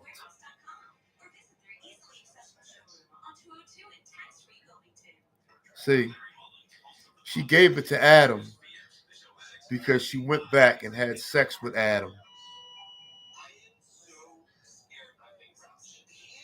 after she had sex with the devil.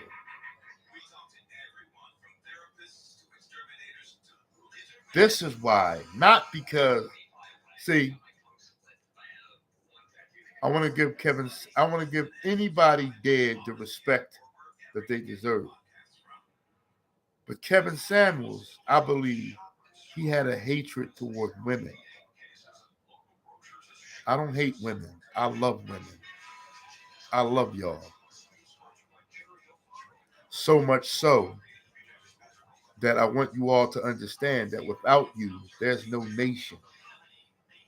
And we can't accomplish anything without our women understanding their roles. Keep your fucking legs shut. Keep your legs shut.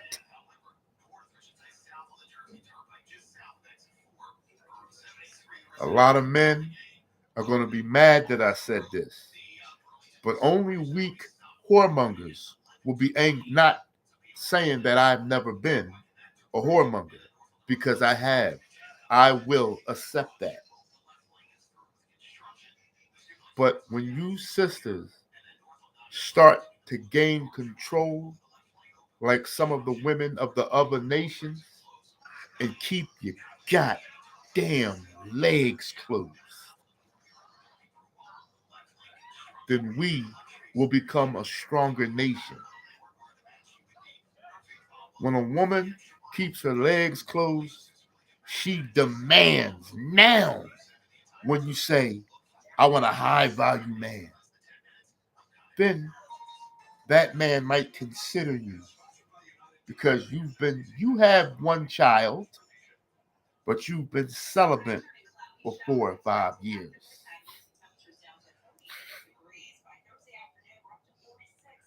I'm sure it's probably not easy for y'all. It's not easy for a man. I know you women go through urges like men go through urges. In fact, I've been told that really you all are more these days, or just probably in general, you all are more promiscuous than we are. See, it all goes back to this adultery here.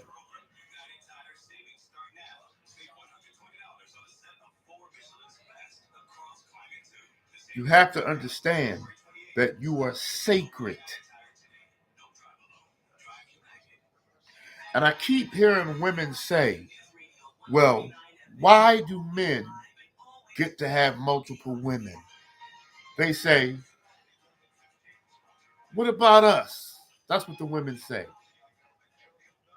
Many of you are angry because you all think that you can have multiple men. No, that's trifling.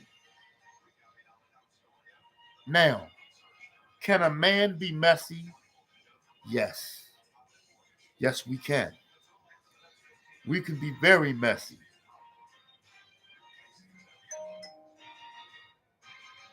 But it's not as bad. Now, don't get it twisted though. A man can be messy because he may deal with a woman and it's no telling how many partners she's had and he go raw. He could get into all types of crazy sex with this woman and hardly know her.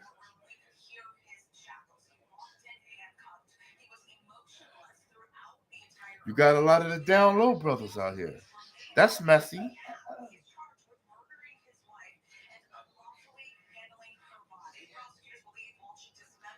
A man can certainly be messy and he can certainly be trifling. But is it a double standard? Yes. It is a double standard. Wife is plural and husband is singular. Real polygamy is always only one male. The other way around is absolute wickedness. It's trifling. A woman dealing with 2 or 3 men is downright an abomination. Keep your legs closed. Keep them closed.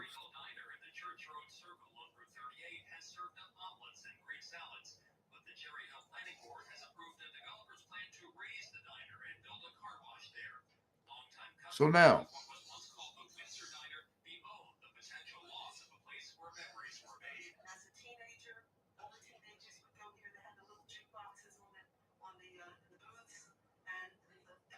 Die alone for being a whore. And then we're going to go into laziness. And then we're done. So die alone for being a whore. Proverbs 30 and 20. This is the way of an adulteress. She eats and wipes her mouth and says, I have done nothing wrong.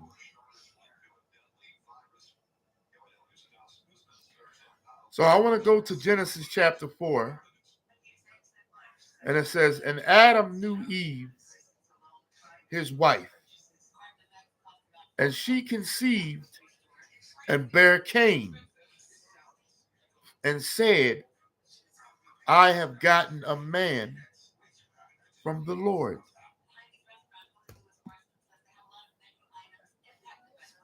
And then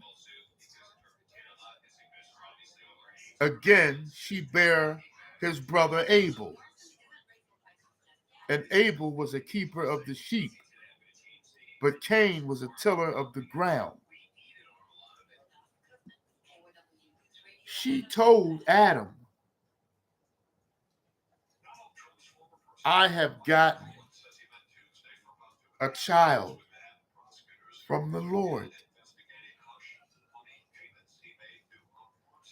I am 1,000% sure.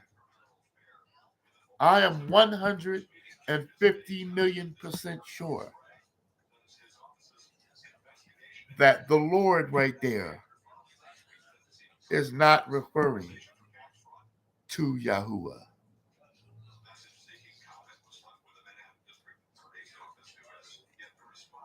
I don't care if you go to the Strong's Concordance. The Spirit is talking, and the Spirit is superseding the Strong's Concordance right now. That should not say Yahuwah.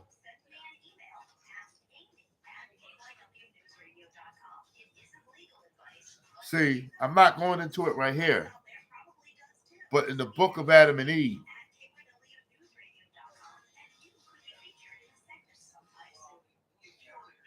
in the book of Adam and Eve, one of the scrolls,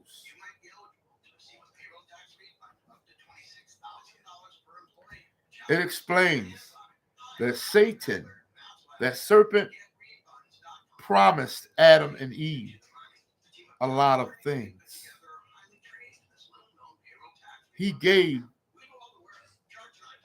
Eve promises, and he gave Adam promises also. I want to tell y'all something. Both Eve and Adam thought that the devil was a mighty great person in that garden. He deceived them and made them think that he had the power and authority of Yahuwah. I'm telling y'all, this is what happened.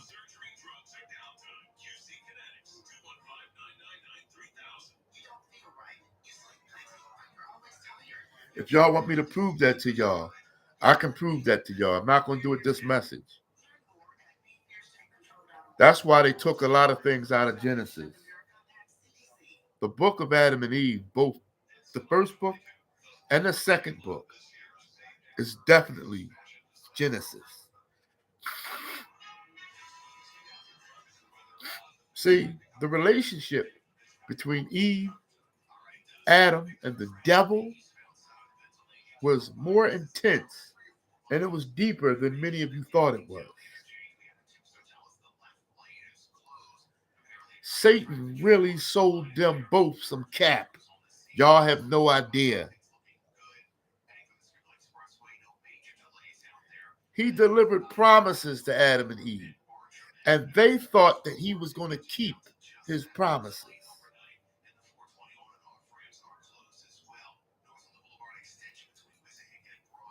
They thought he was going to keep those promises.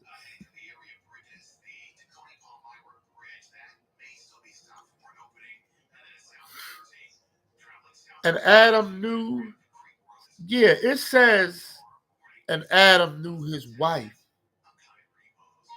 And then it says, and she conceived and bare Cain and said, I have gotten a man from the Lord. She wasn't talking about Adam right there either.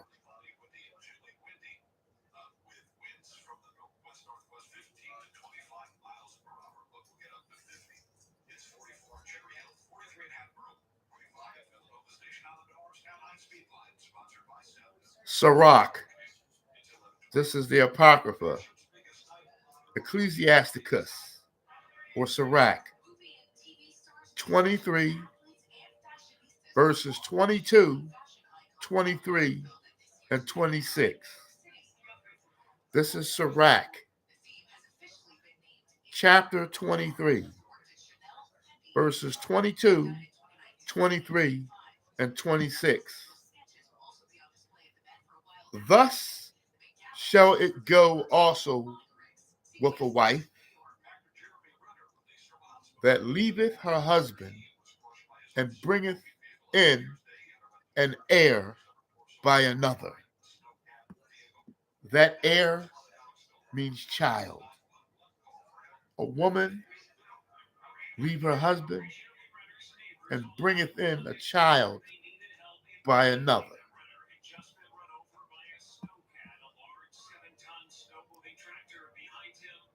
First, verse 23, first, she hath disobeyed the law of the Most High. And secondly, she has trespassed against her own husband. And thirdly, she hath played the whore in adultery and brought children by another man.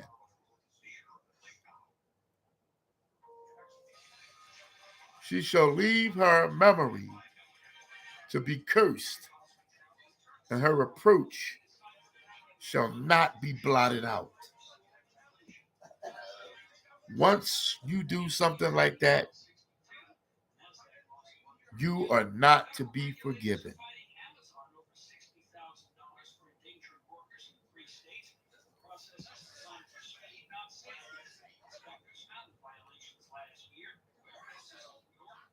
Of the woman came the beginning of sin, the beginning.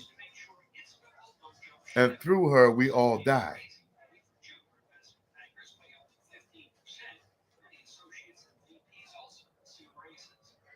Die alone.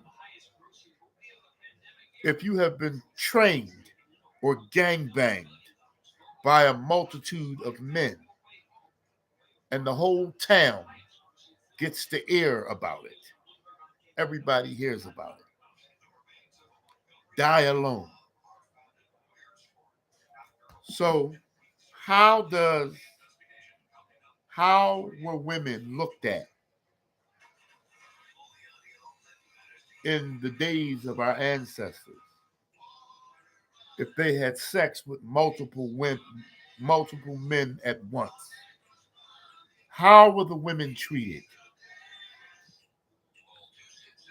Let's go to Judges 19.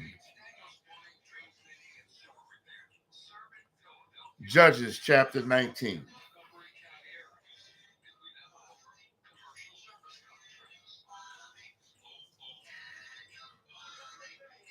Let's start at verse 22.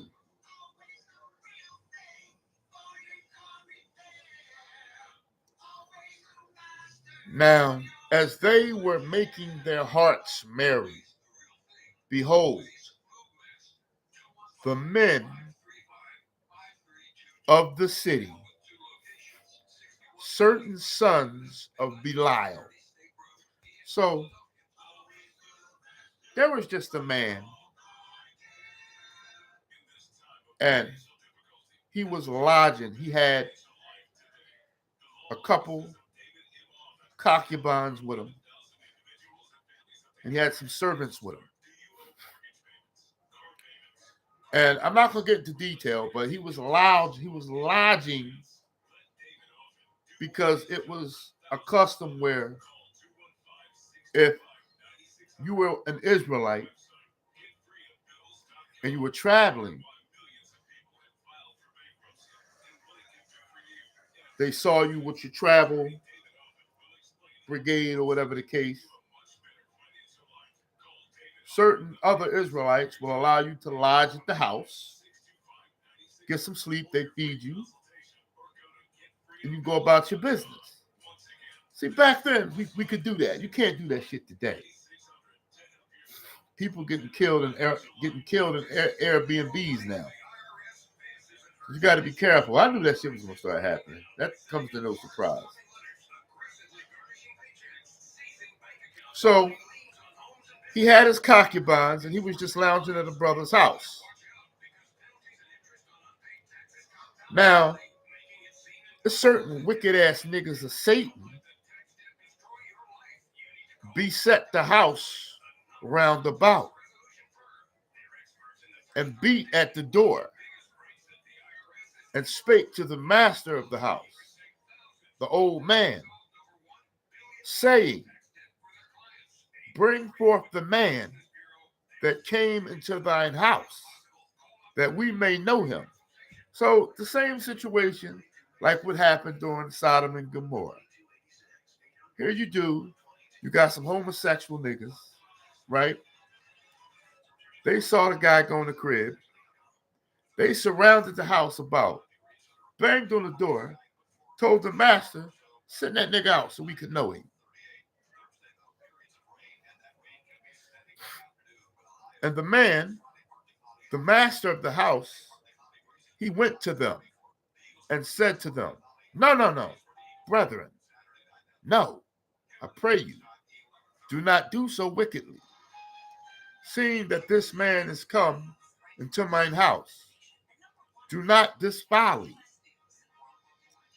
Behold, here is my daughter, a maiden, and his concubine. So the guy says, no, I'm not going to. Said, no, we're not going to be doing that shit. But here's my daughter, and here's his concubine. And brought her forth into them.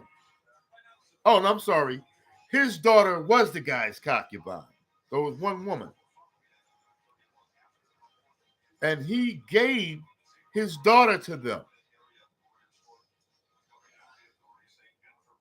And they knew her. So these niggas, they took her, right? And abused her all the night. So they took his daughter, the guy's concubine, and they raped the poor girl all night long, until the morning. And when the day began to spring, they let her go. Then came the woman into the dawning of the day and fell down at the door of the man's house where her Lord was, till it was light. And her Lord, the man who was her master, she was his concubine.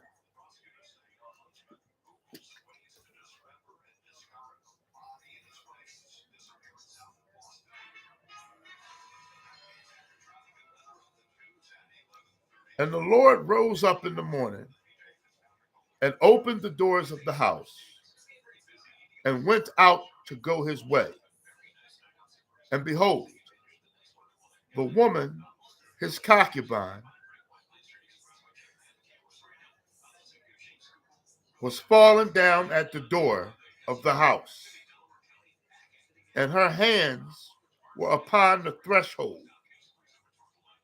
And he said unto her, up, and let us be going.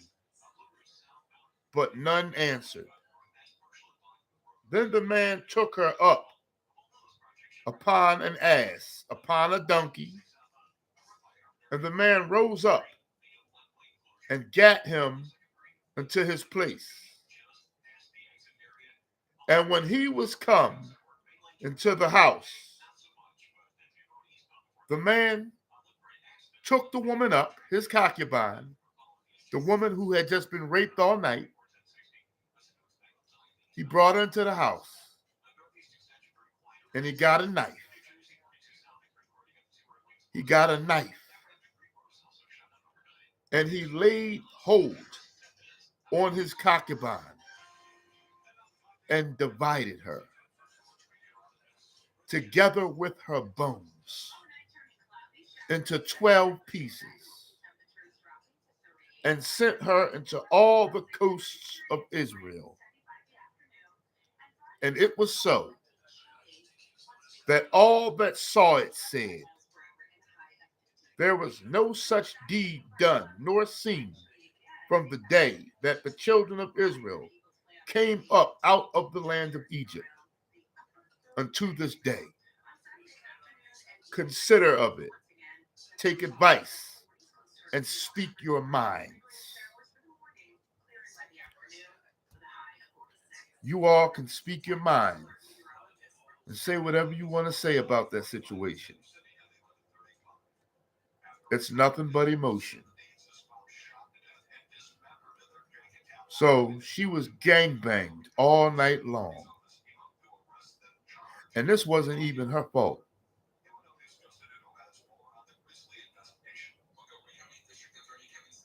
What he did was not contrary to the Most High.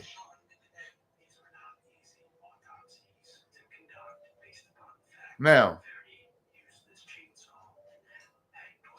that might not happen to a woman today.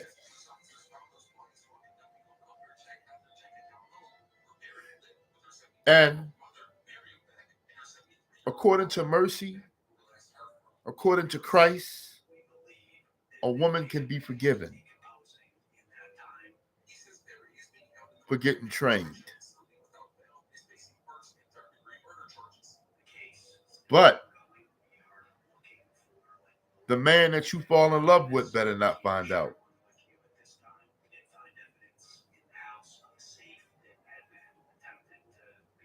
Because if any man in his right mind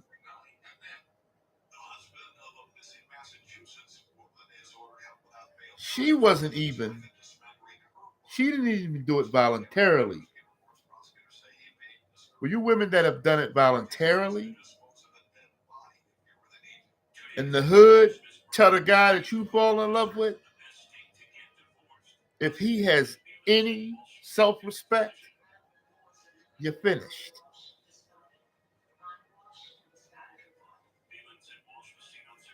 No man in their right mind would want a woman that has been trained.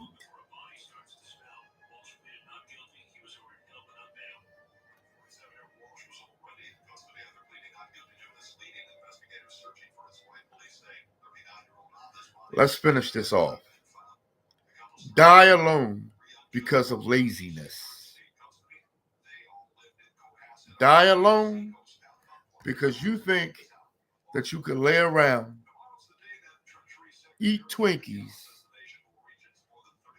not do nothing, while the bull go out here, bust his ass, bring back the dollar, pay all the bills. You think you can sit around and do nothing? That also goes hand in hand with being unappreciative. Some of you cats is paying all the bills and can't get a hot meal if you asked. If you asked, can't get a hot meal. If you asked. Some of y'all paying all the bills and y'all come home to a messy house. If you should fall off and the house gets shorted a couple dollars because life comes hard and fast, she can't help you.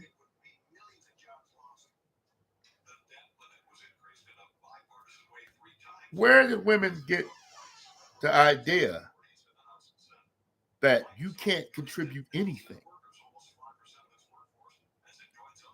That's falsehood. Now, some women are blessed to be a housewife. My wife is an off and on housewife. She want to work so she can say, I'm working.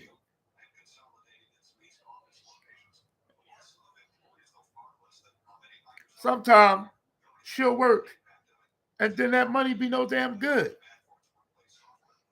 She just leaving the house, putting a bearing and a strain on raising the children.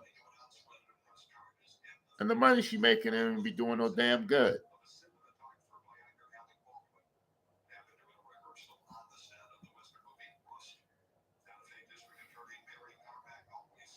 Proverbs 31. We almost finished. Proverbs 31. She seeketh wool and flax and worketh willingly with her hands. So the woman is supposed to be working willingly with her hands. She got to do something. Die alone if you're lazy. Die alone.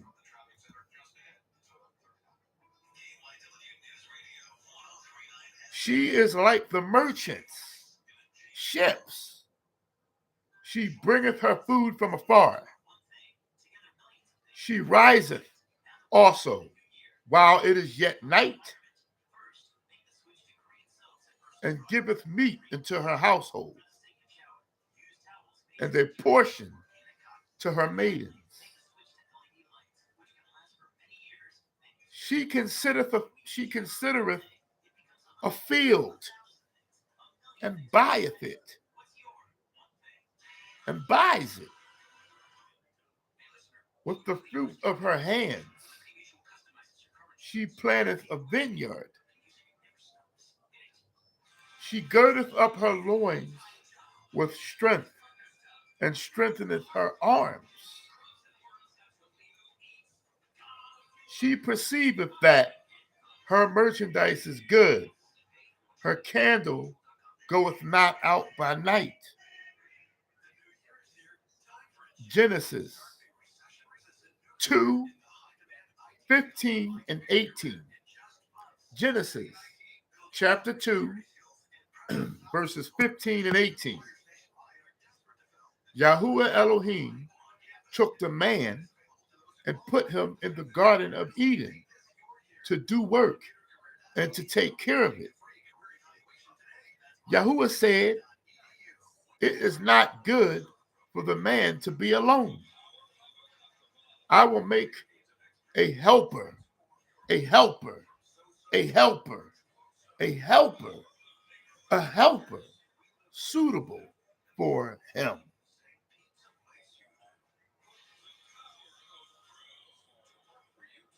You are a helper.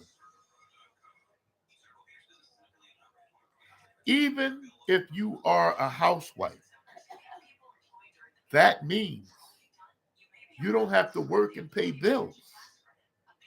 Then you had better be doing something constructive with your time.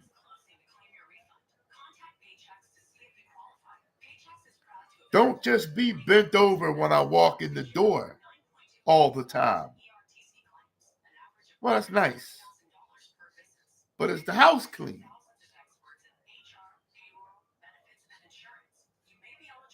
What about a hot sandwich?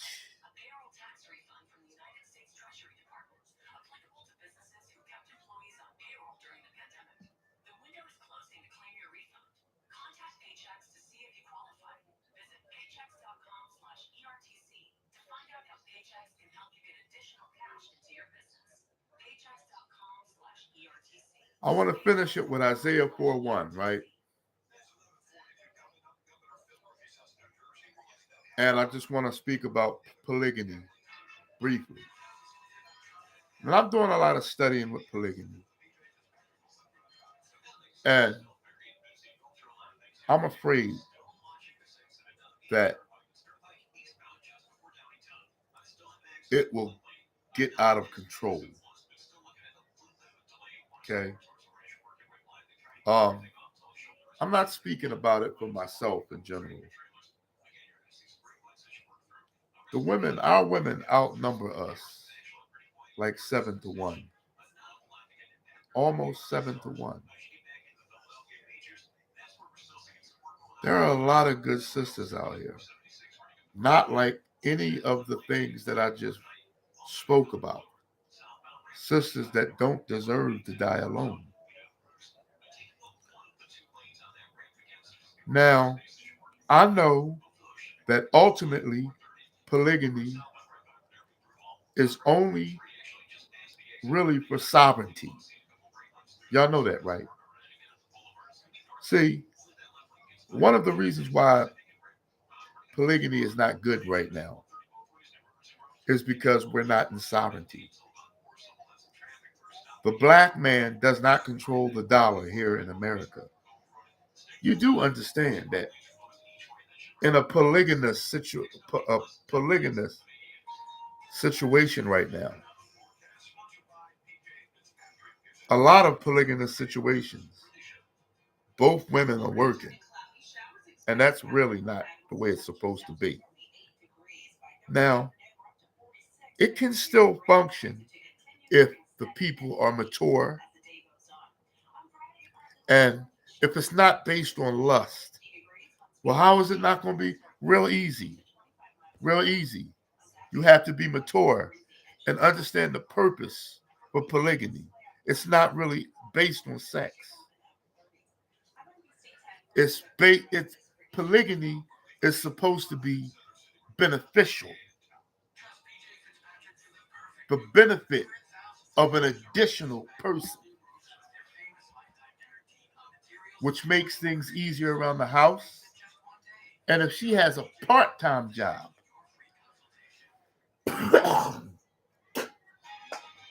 y'all all, the two women, put their little money in the pot. You, as the man, you should be the primary economic strength. You should be. Because how can you be in a polygamous situation if that's not the case?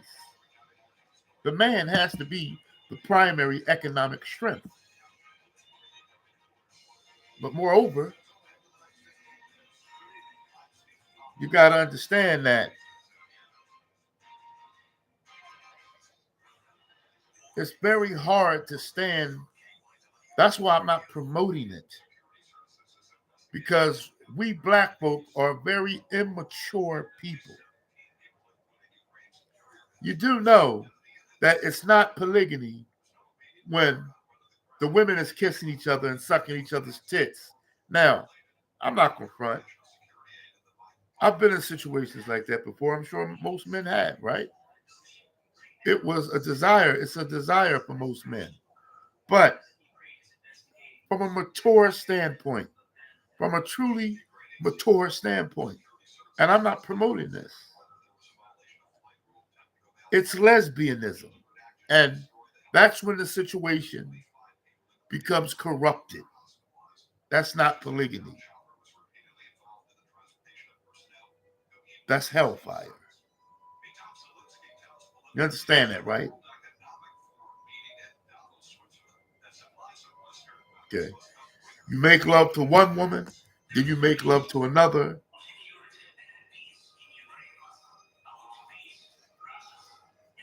I don't even know if you're supposed to do it on the same day. To be honest, I don't know.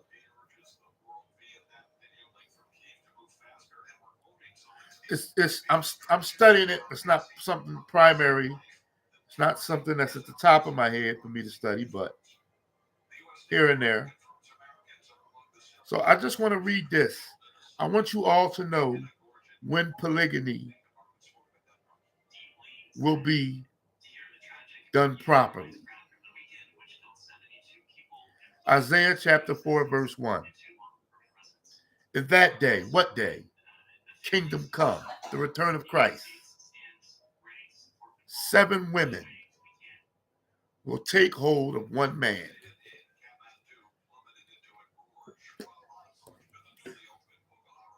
Seven women will take hold of one man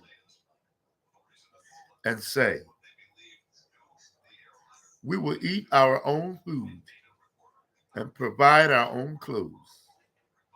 Only let us be called by your name to take away our disgrace.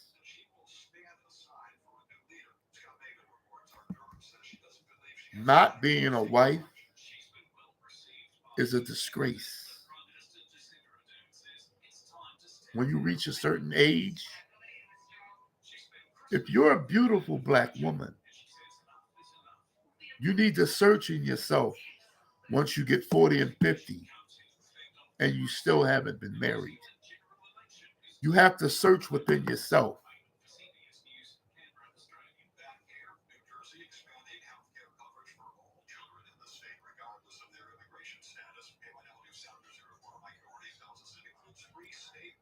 Of the woman came the beginning of sin,